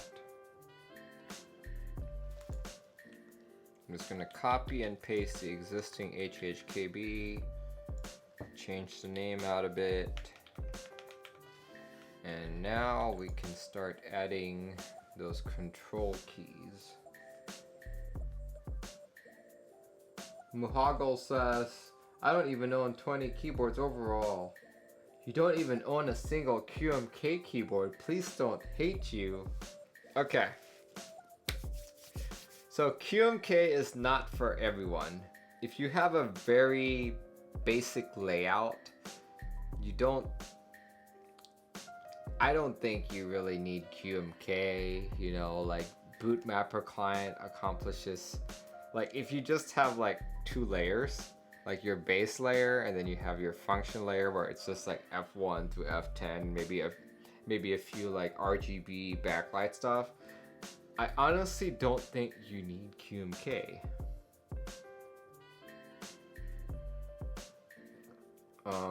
However,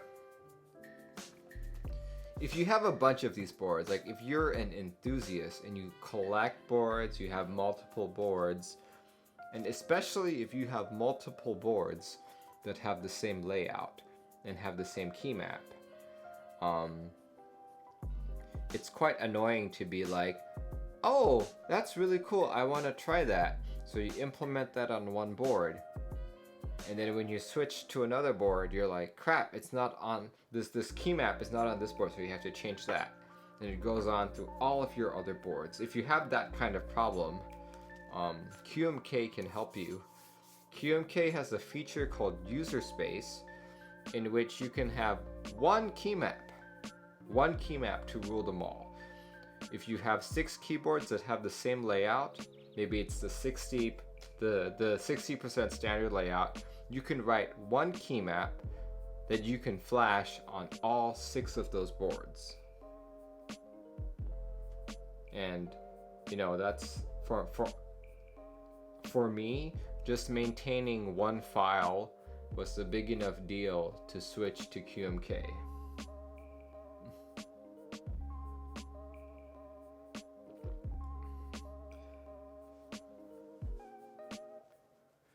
The Ducky 1-2 Mini is actually one of the nicer OEM keyboards out, and there is a project within QMK that is porting QMK to the Ducky 1-2 Mini. I don't know how far we've gone on it, but the last that I heard, some of the code required for it was not open source. I think that's the case. It was not open source, so we couldn't actually completely port it. However, the person who was successful with it kept all of it in his branch. So, you know, if you are adventurous, you can try said port.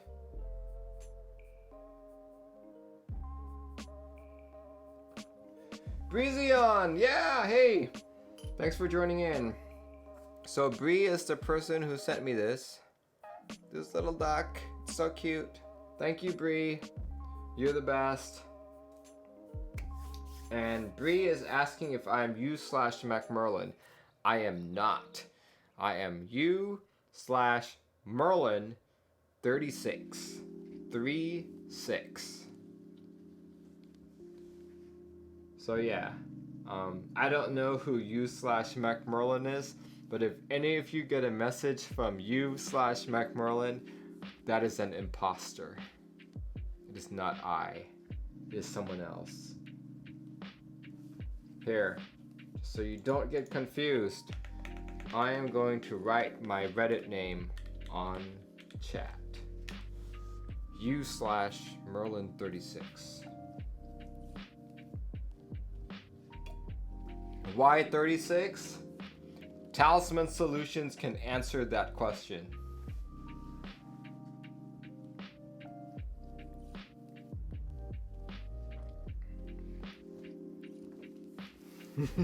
So if you want to know why 36, ask Talisman. Okay, all right. Back to actually adding a layout to this board, you know? I don't even know how many of these Noxary 260s are out in the wild.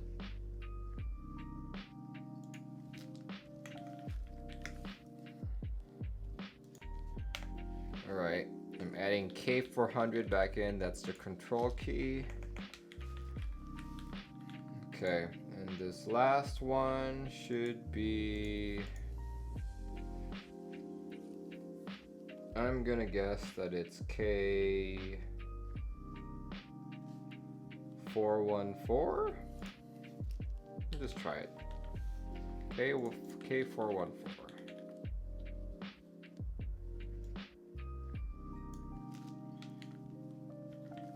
Okay. Why did I change it in layout 60 HHKB? That's not what should have happened. Should have been here, right here. There we go. That works.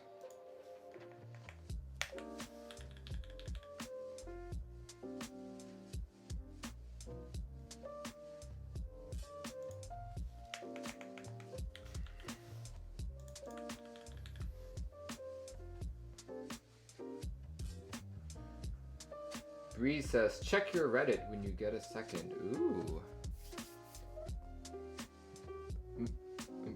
Muhoggle says, because 35 was already taken and 34 and 33 and 32. Actually, yes, that is the real reason. But the reason why I settled on 36 was because I used to write firmware in a 36-bit architecture.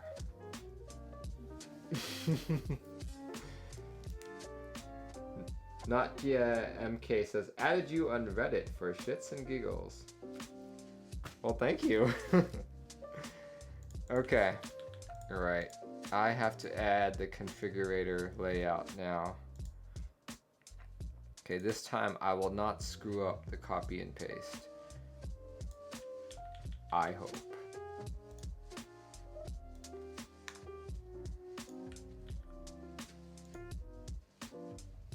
There we go. We want this bit right there.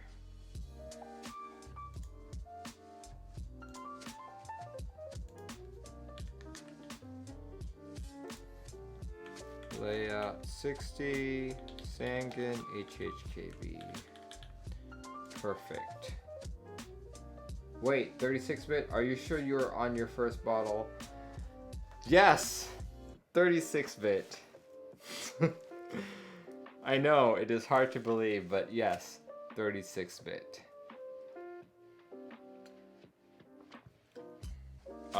My former place of employment emulated 36-bit processors. We had a PDP-10 that we played around with. Use a lightweight. No, I can drink a lot more than this. And unlike most Asians, I actually don't get flush. I'm usually just my regular skin tone, which is brown. It might be like a Filipino thing. I'm not sure. Secret XII says, will we ever see older PCBs be added to VIA? Like, for example, a DZ60. While VIA actually uses QMK, VIA is a project that is started by both Olivia of GMK Olivia and Wilba of quite a few PCBs like the ZealPC, the WT60A, and quite a few others. But this is a project that they both started.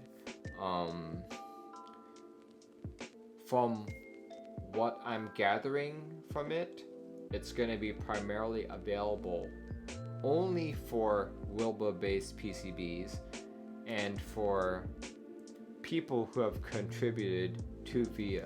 So think of VIA as more of like a high-end feature, like something you would see on a TGR or like on a Keycap, that kind of deal. These are just my opinions, so if you want the actual facts, talk with Olivia or Wilba. But to answer your question directly, it will probably never be available on the DC60 unless someone makes, well, it will never be officially available. Like, someone could, of course, make an unofficial copy, you know?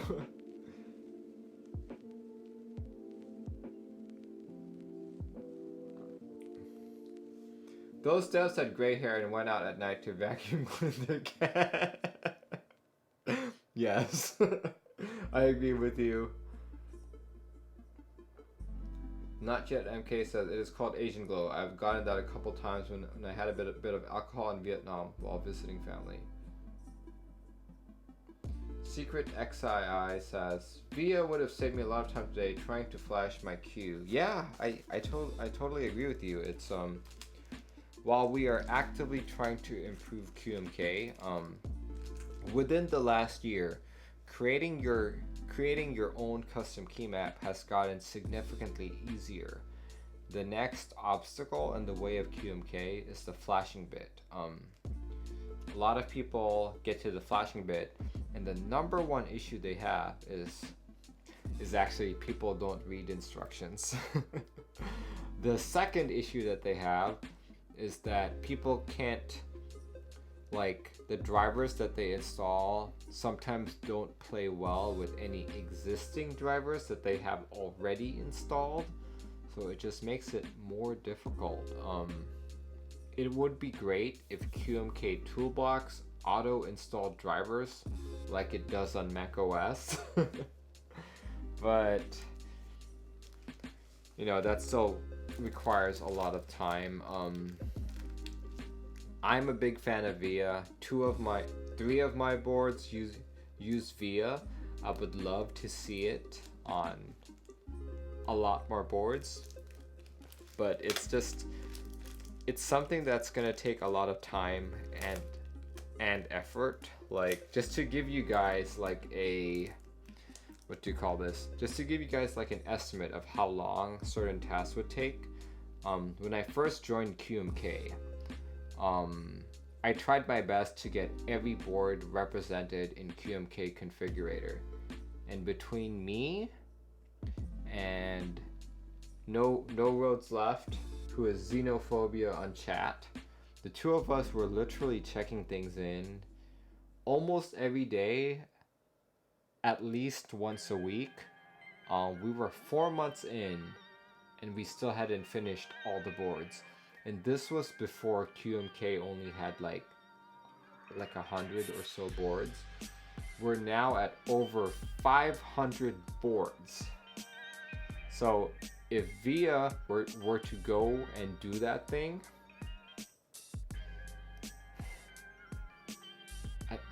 I would think to support all the boards in QMK, they'd probably have to expend a year of just people working as much as they can.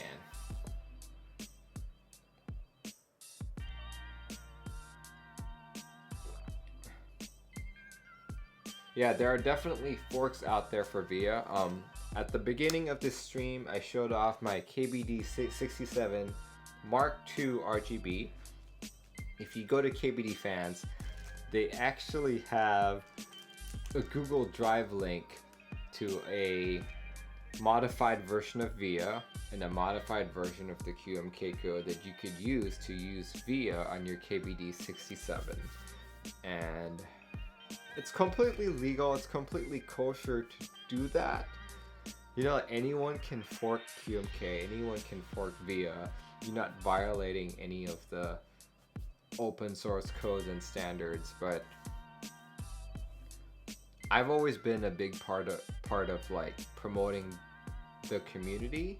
Like, I honestly feel if you want to go far in this hobby in terms of relationships, keyboards that you have access to, friends that you meet, you really need to prioritize the community over some of your own personal goals.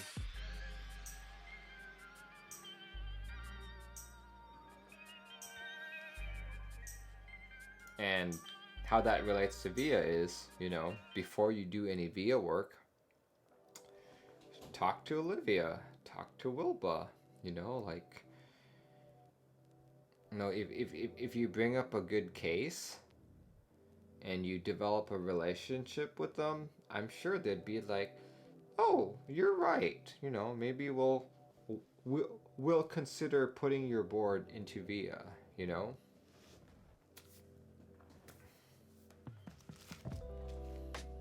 Like, I don't talk with Wilba way too often. I talk with Olivia a lot, actually, and she is by far one of the most gracious people in the community. She's also one of the busiest people in the community. So yeah, please be, if you do reach out to Olivia, please be aware that she really doesn't have that much time.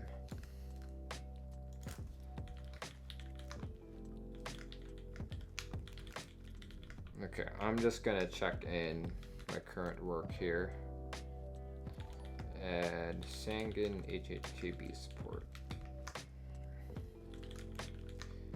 Oh, I just checked that in without actually checking that my code worked. Oh well. Here. Let's try that again. Info.json. Sangan HHKB. Why the hell do I have an ISO? Oh, did I screw something up again? I probably screwed something up again. Oh my gosh, oh my gosh. Jack Static, thank you for subscribing at tier 1 and for 4 months too. Mabuhay.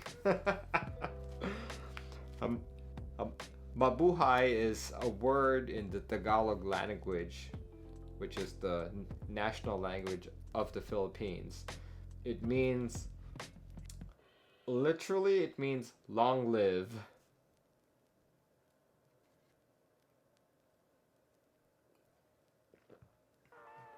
The only thing that sucks though is the support. A lot of people will look to Wilba and Olivia for support when something goes wrong, and they're going to have to look like assholes when they say no. Well, yeah, bringing up the KBD fans situation,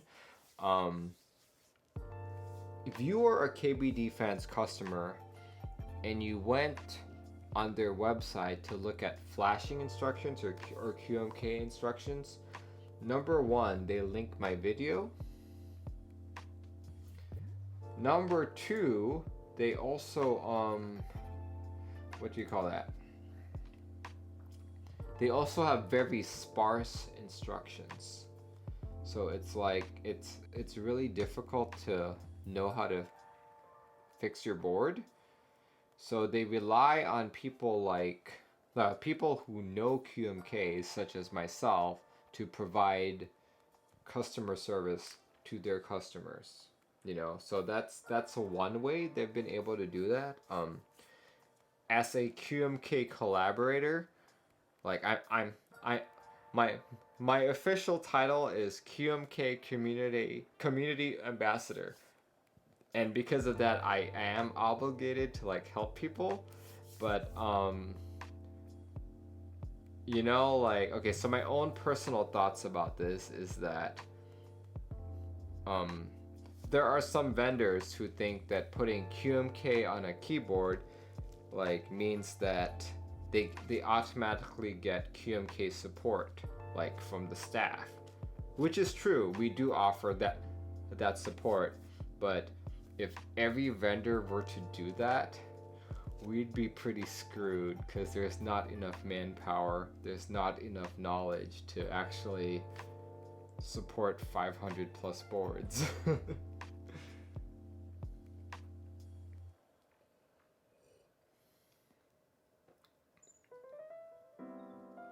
Secret XII says, I always wondered, as a collaborator, do you get paid doing QMK stuff or is it volunteer board?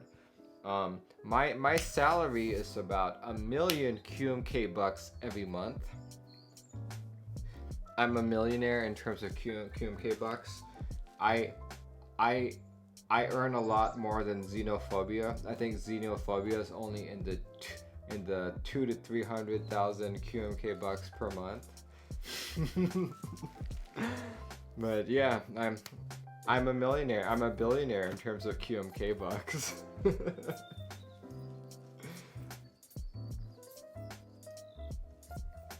What can I do with this QMK bucks? I don't know yet. You know, maybe one day this can be my retirement.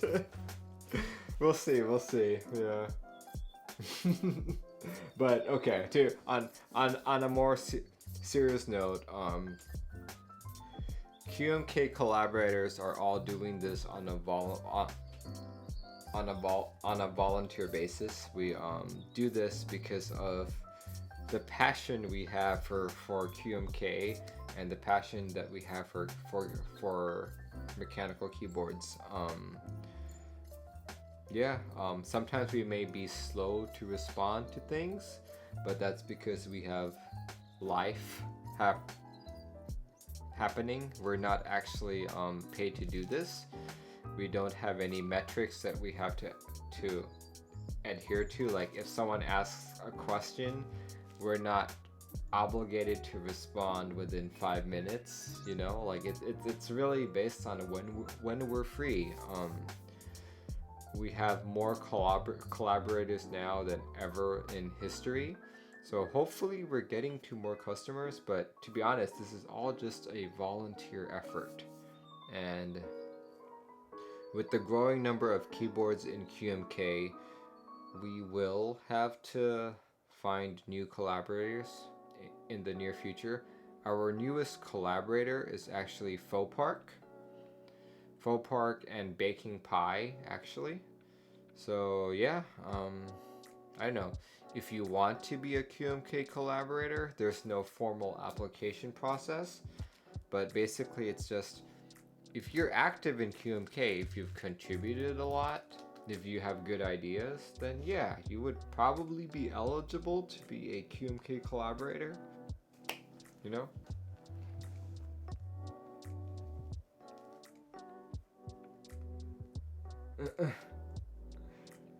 All the QMK money explains the expensive ports and the copious amounts of drinking. Yes, that's true. That's true. All of the QMK porting.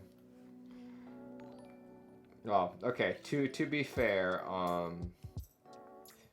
Mac Merlin as a studio isn't like my full-time job. I do this outside of my work hours. I do make money from QMK. I make money from Mac Merlin, but it's like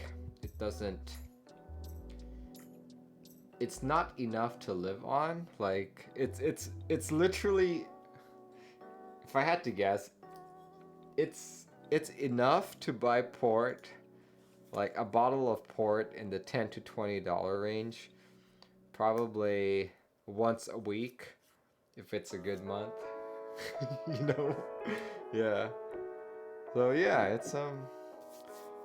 it's profitable, but I never started Mac Merlin just thinking that it would be profitable. I just wanted to make videos. I just wanted to do stuff for the keyboard community. Jack Static says, I heard from a friend helping out with VIA that they're getting more help now. That makes me hopeful for more boards with VIA. Yes, indeed. There are many more people helping with VIA.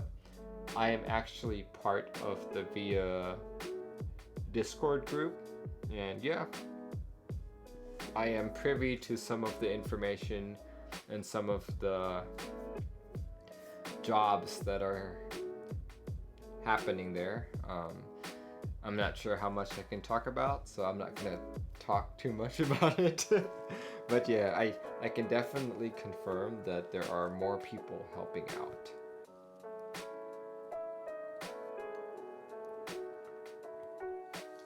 Talisman says, Mac Merlin is shockingly an IT manager now. Perish the thought. Yes, I'm now an IT manager.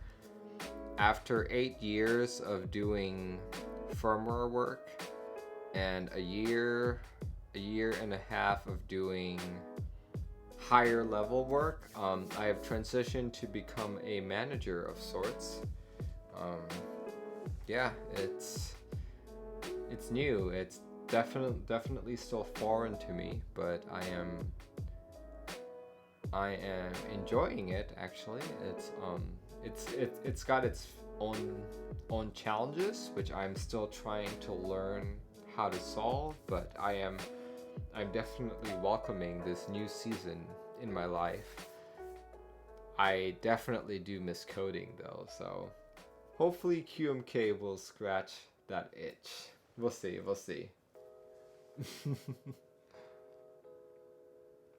Okay, I need to fix this guy right here. Why the hell is it ISO? I do not know. So I need to fix this because this is completely messed up. Okay, we're gonna go back to here. Sanguine HHKB. Go to layout. I'm gonna take that. Copy. And we're gonna paste that. And we're going to take all that appropriate layout JSON information and paste it in here.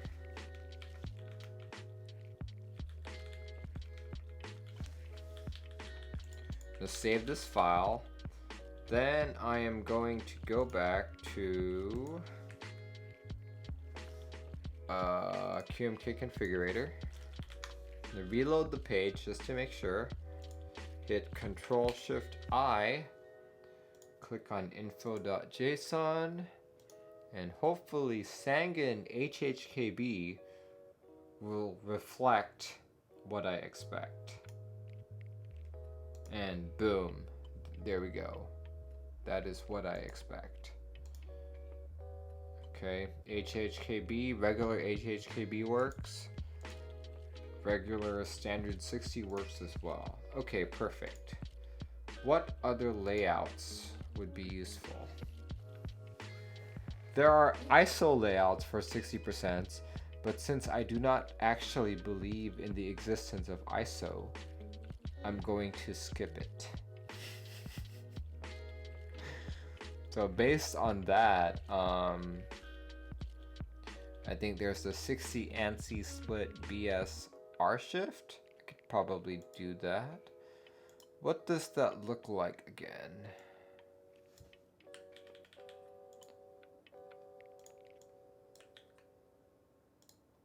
There we go. It looks like that. It's got split right shift and split backspace. That's it.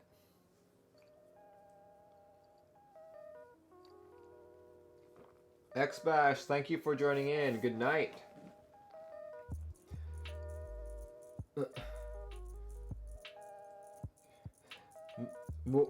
Muhagel says, wait, what do you mean? You do not believe in ISO?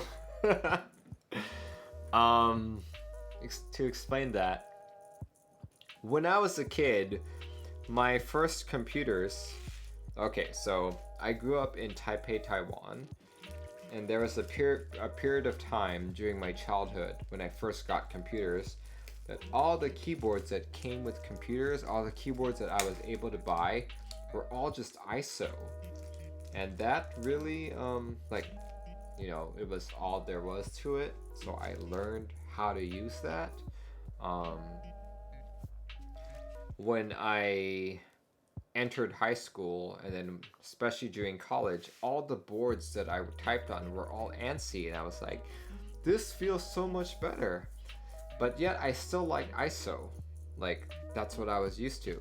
So one of my first mechanical keyboards actually had an ISO key. And it was just like, I think I realized that ANSI was just superior. Yes, ANSI is superior. You can clip this. ANSI is superior. That I was like, okay, no more ISO. That just gives too many problems. So I just switched to ANSI completely. Muhago says, I use ISO right now.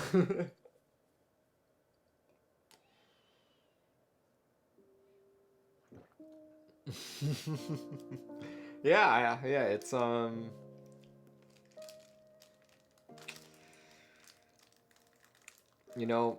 to be fair, there are some key sets out that vastly prefer ISO. There's that. I think there's that Aqua key set. I think it's the Aqua key set. It's one of the more water-based sets in which only the ISO key has a really cool novelty design, but the ANSI enter key doesn't look special at all. But To each his own, and to me, it's not ISO.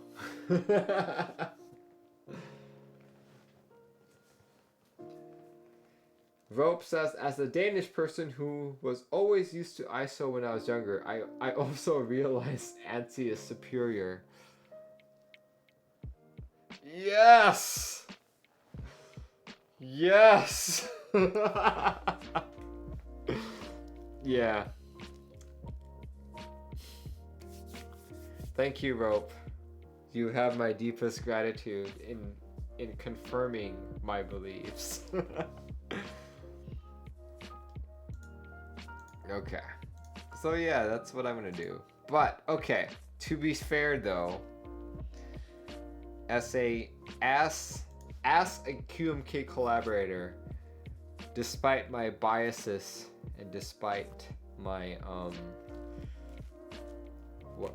what I deeply hold to be true, I need to provide some kind of fair treatment, you know, to everyone.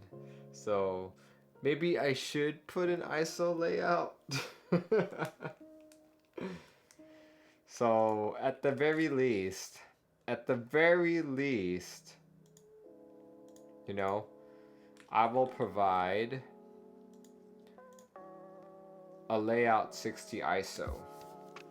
And another reason why I want to provide that is because the Noxary 260 was designed in the United Kingdom. So it would make sense that's available.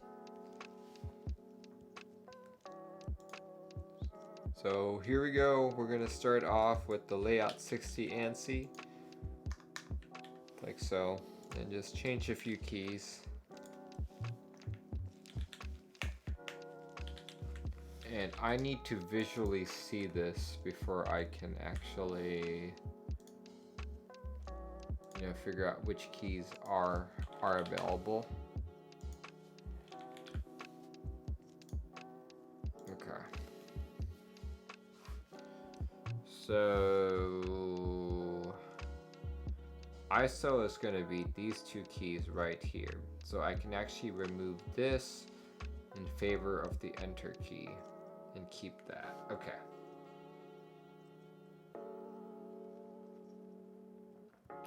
And in addition to that, I need to add this. Okay. That doesn't seem too difficult. Let's start out with the ISO key. That's the split shift. So that would be adding K301. K301, comma, there we go.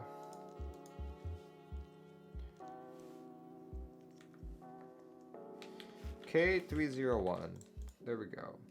And of course, I somehow managed to edit the 60 ANSI layout instead of the ISO layout. Just because the alcohol is kicking in. I can feel it. I can feel it, guys. ISO enter is a waste of real estate, says Tedford.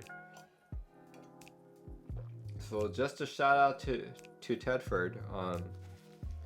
Tedford is a friend of mine who's also part of the Seattle community.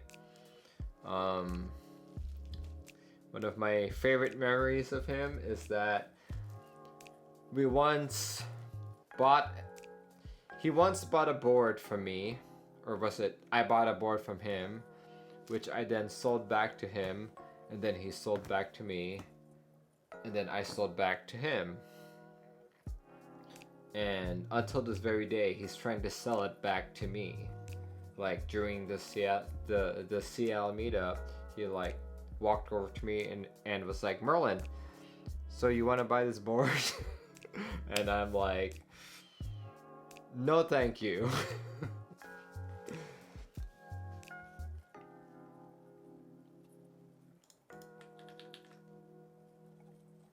Okay, so I need to add for that enter key for ISO, I believe it's either 212 or 213. It's 212. K212. Let's add that in. And we can actually remove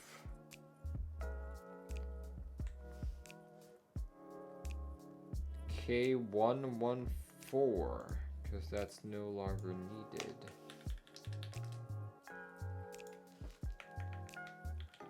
Okay, I think I've got it good. Layout 60 in. Oh no, I forgot to. Did I do that?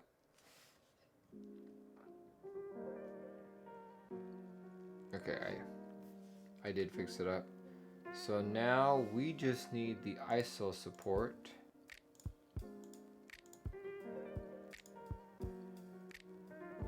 Layout 60 ISO. There we go. And take this right here.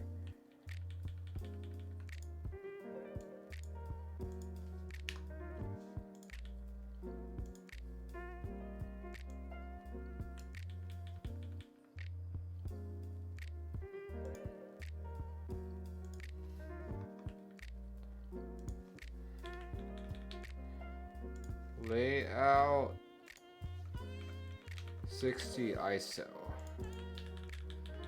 And to verify that I did that correctly, because I've currently so far screwed up every single one of them for some odd reason.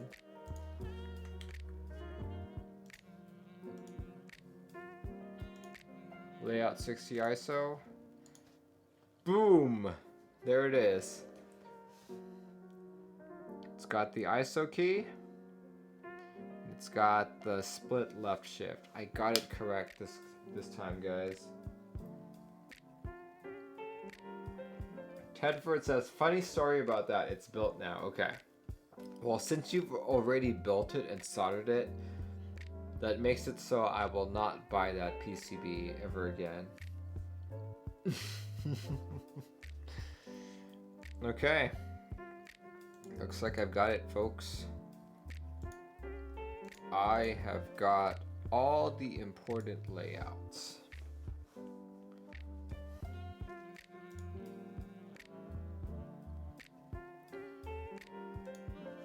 And I'm actually going to call this layout all.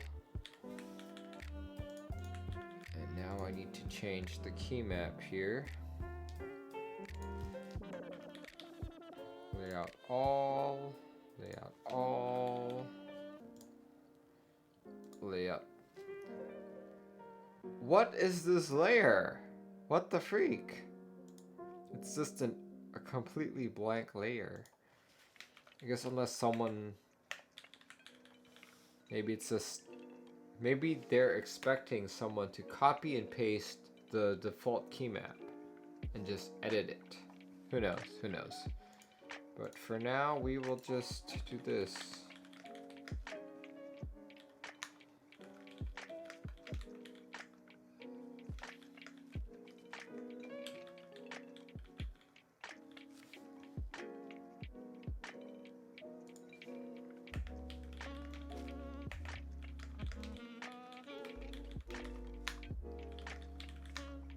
There we go. Yeah.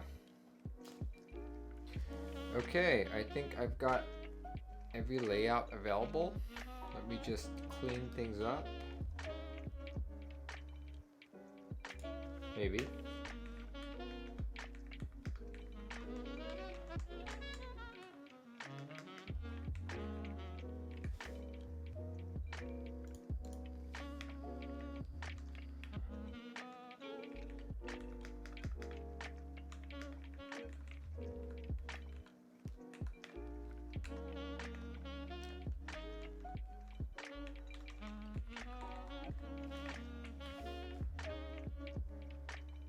Okay.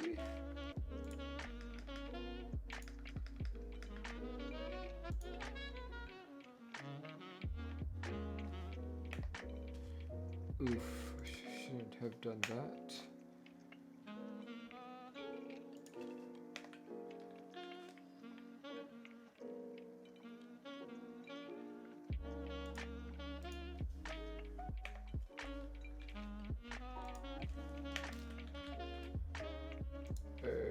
Okay.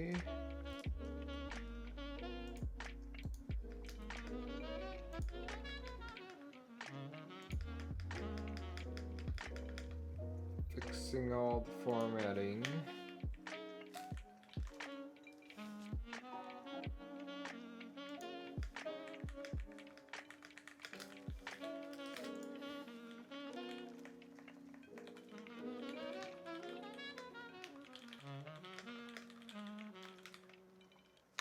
Formatting. There we go. That's a good enough commit message. Cozy says, what would have to go into making it possible for boards to have multiple keymap JSONs in config? Like for keys to already be laid out when switching to an alternate layout, like they are with the default. For keys to be laid out when switching to an alternate layout. Are you talking about the layout or the actual key map?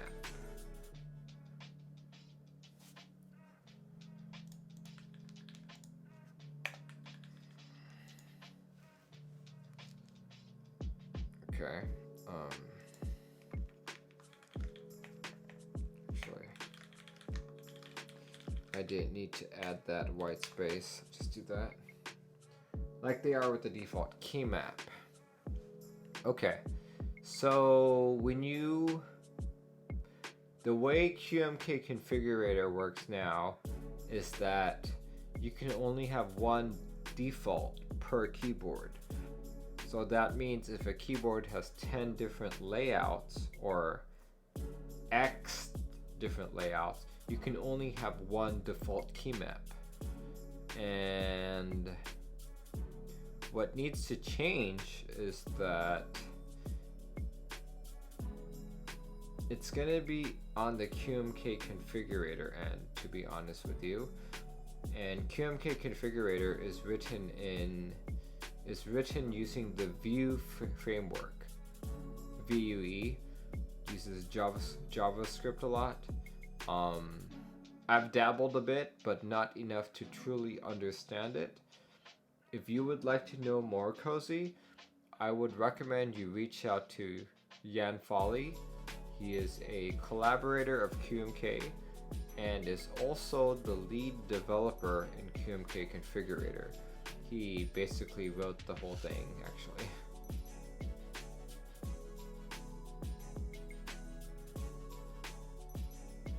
Yeah, that's going to be a QMK Configurator deal.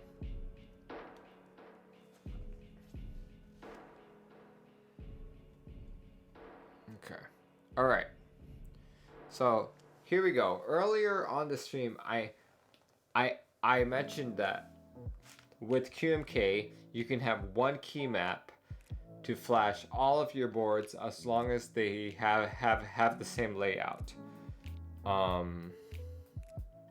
The way to do that is, number one, using default layouts such as layout 60 ANSI, 60 ISO, 60 HHKB, and 60 Sangan. But in addition to having all of these defined, you actually need to enable them by doing, and all that stuff is done here by doing layouts equals 60 ANSI. I don't remember if I have to put a comma. Let me just consult on other boards, such as the DC60.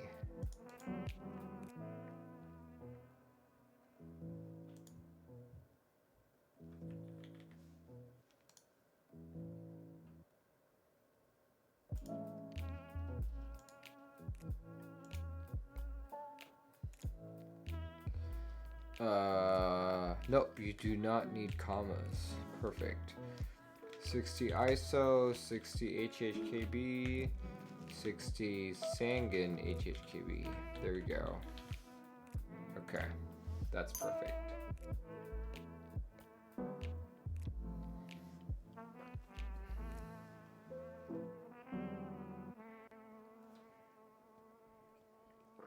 Yeah, okay. So, let's see.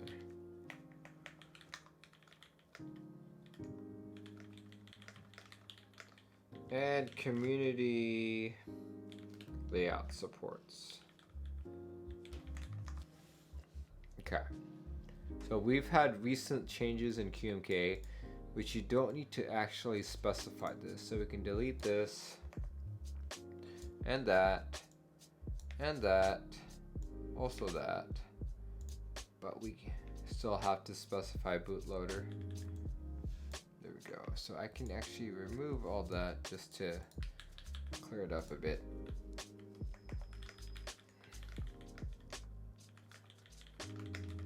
Remove, what would you call these things? Remove unneeded code. There we go.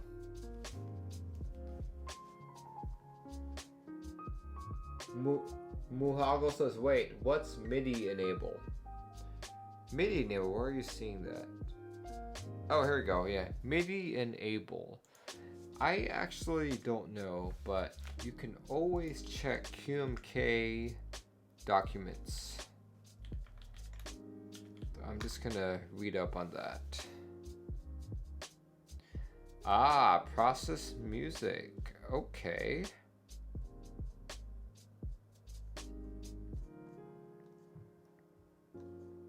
So I don't know about this at all because I don't use MIDI. But it looks like you can play music. Yeah, I'm not anywhere near sober enough to just look at this and be like, this does X.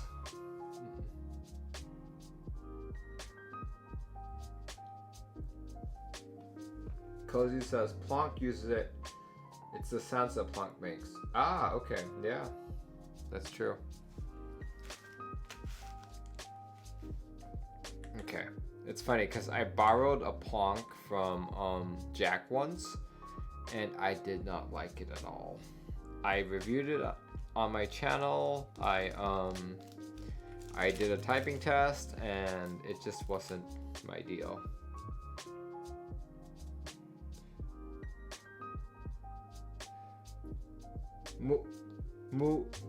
Muhaggle. Okay. I'm just gonna show you something else that QMK can do. Okay. So here we go. This is the Hadron Rev 3. It's a board made by Ishtab, who is also the designer of the QMK Proton Z. It features an OLED display, hot swap sockets for both KALE and MX switches, USB-C. See what else? Oh yeah, the reason why I pulled this out.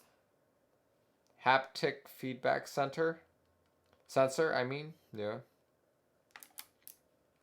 So when you're typing on this board, here, let me just show you really quick.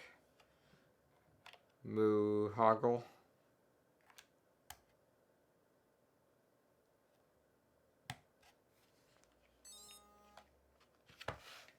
So basically, this is an ortholinear board that as you type, it vibrates and it also beeps.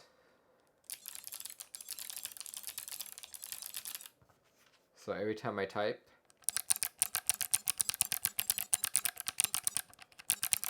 I just so happen to put clicky switches on it.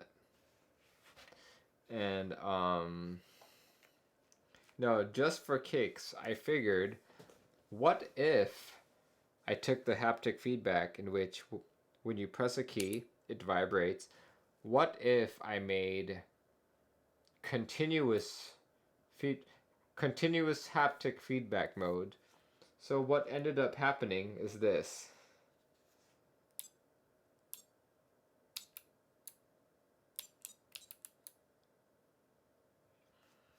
So basically, I currently implemented firmware, which is in QMK, that makes it just continually vibrate at a slow rate. and you can increase the speed and strength.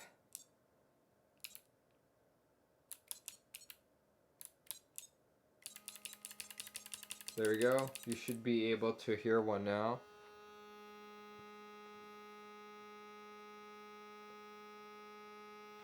So that's just vibrating continuously. And you know, as you can see, like the pitch starts to increase. So yeah, that's because the haptic motor is just soldered on surface mount.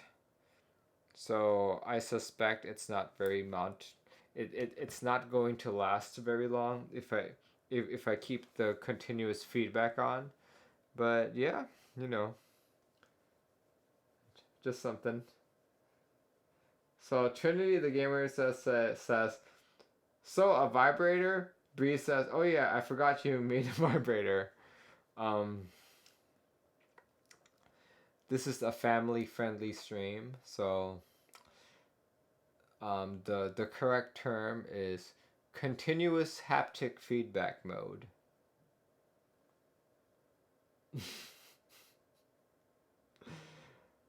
The haptic feedback can be really helpful in many situations. Yes, it can.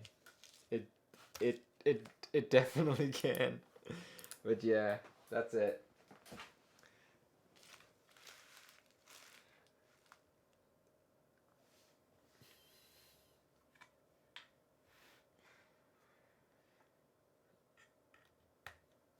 Okay, there we go. Okay, well, I think I am done with my additional porting.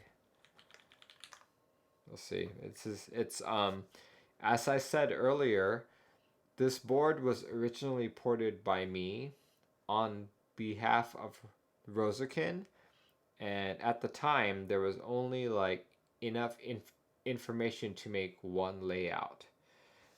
Now that I actually have an actual circuit board, my music died. Hold on. There we go.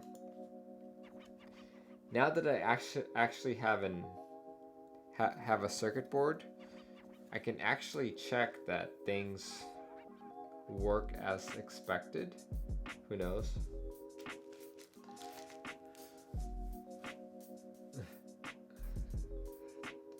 Tedford says, I'd like to build a soul node onto my board, but those things take a lot of power. They do.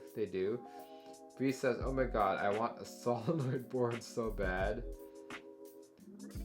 Muhoggle says, oh, so you can push the keys back out and break your finger? Sure, probably. But yeah, QMK is a very powerful tool. For a lot of us who have been using it for a while, sometimes it's just, maybe we're just thinking in a box. So if you are if you're competent in programming and you know like C, definitely consider contributing to QMK. We could use a lot of your expertise. QMK firmware itself is written in C. QMK configurator is written in JavaScript using the Vue framework. QMK API and QMK CLI are both written in Ruby, and you know, all of our documentation is written in Markdown. So if you know languages other than English, we could use you for all of our translations.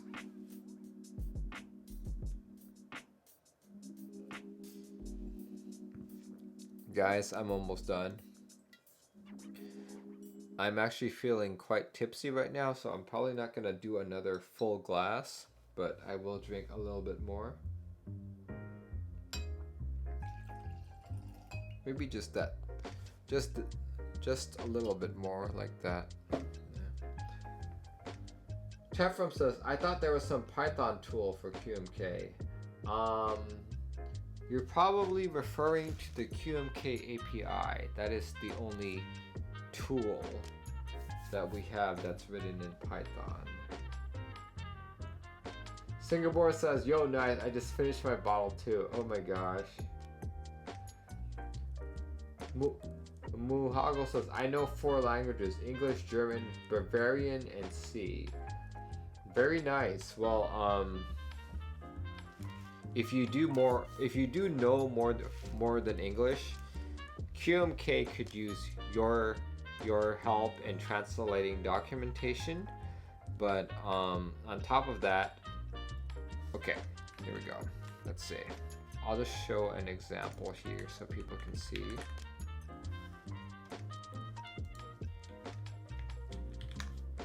Here we go. config.qmk.fm, also known as QMK configurator. We could use all the help to translate keys like this: load default, compile, firmware, test keyboard, get QMK toolbox. If we could have that translated in other languages, that would be awesome. There was a short period of time in QMK which we were actually tracking where people were compiling boards using QMK configurator. But after about like a week or 2 of us doing that, we were like, wait, this isn't GDPR compliant. We can't do this. So we shut it down. But within those 2 weeks, we found that most of our clientele were actually in the United States, some in China, some in Europe, and none from Korea actually. So, you know, with that small subset of information, I would postulate that maybe it's because we don't have enough translations. Who knows? Who knows?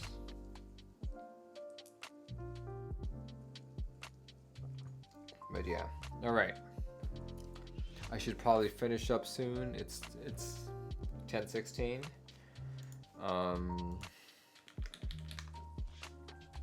Yeah, I'm gonna push my changes. But before that, let me actually just test it for one of those key maps.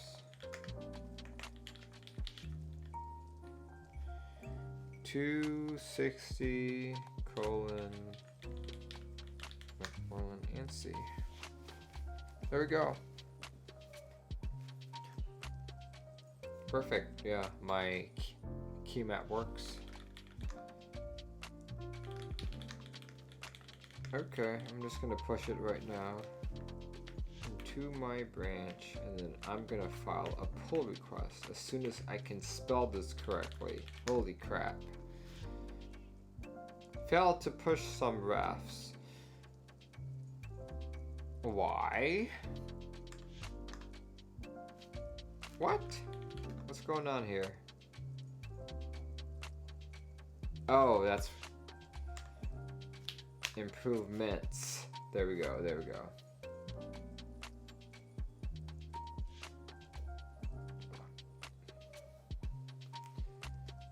Muhago says, at least in Germany, next to everyone speaks English. We learned it in school. Interesting. I did not know that. So most of us can read English documentation. That's pretty cool. I did not know that. I have never been to Europe, but maybe one of these days I will. So yeah, that is TIL. Today I learned. Okay, I'm going to file a pull request. I can't even type well anymore. Okay. Let's do this. So all I really did today was add additional layout macros to Noxary 260.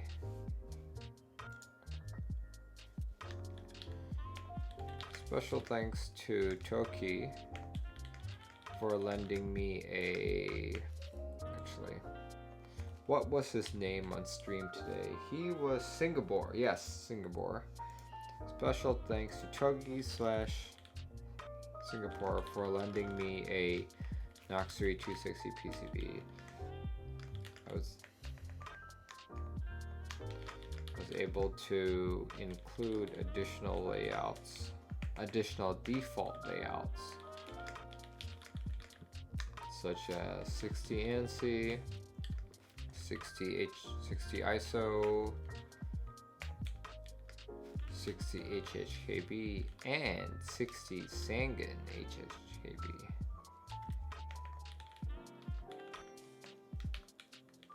There we go.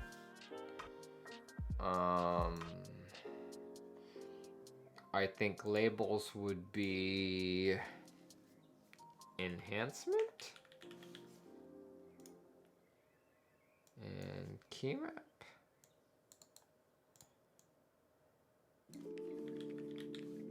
Keymap, there we go. Okay. Create pull request. Perfect. It's going to be a enhancement and keymap. My code follows the code cell of this project. I've read the contributing document. I've tested the changes. Yeah, I tested it. Perfect. Okay. Wow. We were at like 140 this morning. Now we have so much more.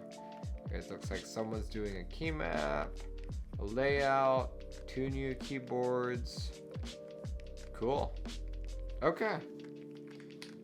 Well,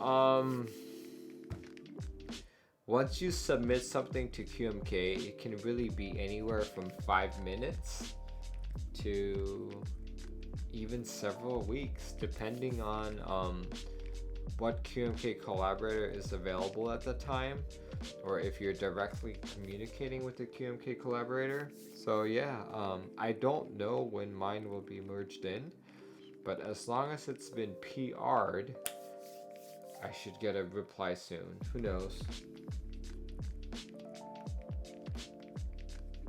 You should state that you went through a bottle of wine during the process. Almost a bottle of wine. I'm not quite there yet. Heavy dragons and wine, lots of wine, yeah. Yeah. Alright, it's about 10:22 p.m. right now. I do have to go to work tomorrow morning. Hopefully with zero hangover. Yeah. So this is the PCB that I ported, guys. If you have any Noxary boards, this is the PCB that goes into it. It's already QMK supported because that's what it was built for. See, look, these is an Atmega 32U4. There we go. Yeah. But yeah, I am considering this port done. This is a board that I ported before, and this is just additional work that I've done. So yeah, let's see. Let's go to my ending scene. Boom, there we go. Thank you everyone, 38 viewers right now for joining in, watching me do this process, getting work done hopefully, and special thanks.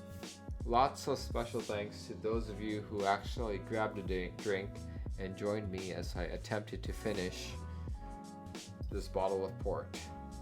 See, look, I'm almost done. That's probably just like one more glass.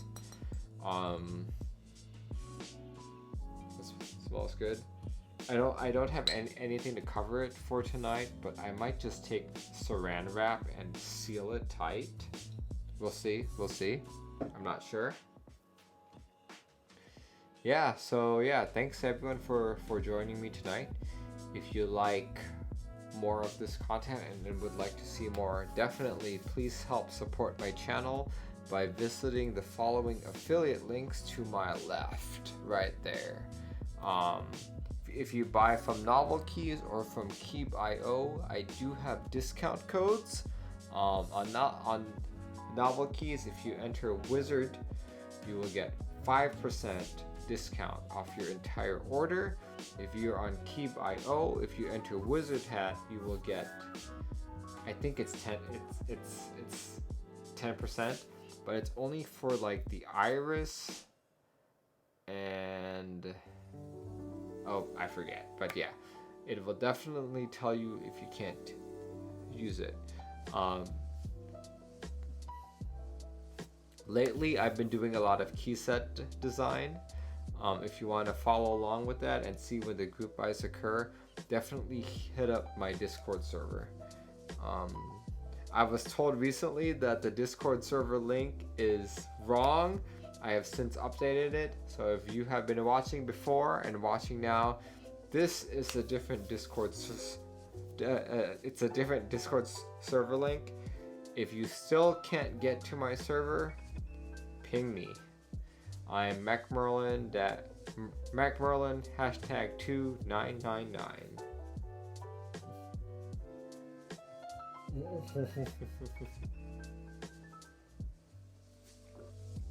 Forget everything I just said. What did Muhagel say? Drink lots of water. Okay. Well, yeah, thanks everyone for joining in. This channel wouldn't be in existence without you guys. It would just be me just drinking all day. So yeah, thank you. My next stream will be this Saturday at the usual time, 1 p.m. PST. I will be building the KBD67 with these switches. These are the York tactile switches. So definitely tune in then, and we'll have some fun with KBD67. Okay. Hope you guys have a good rest of the evening, or in some cases, the rest of the morning.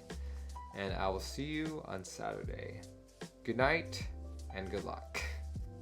Goodbye, everyone.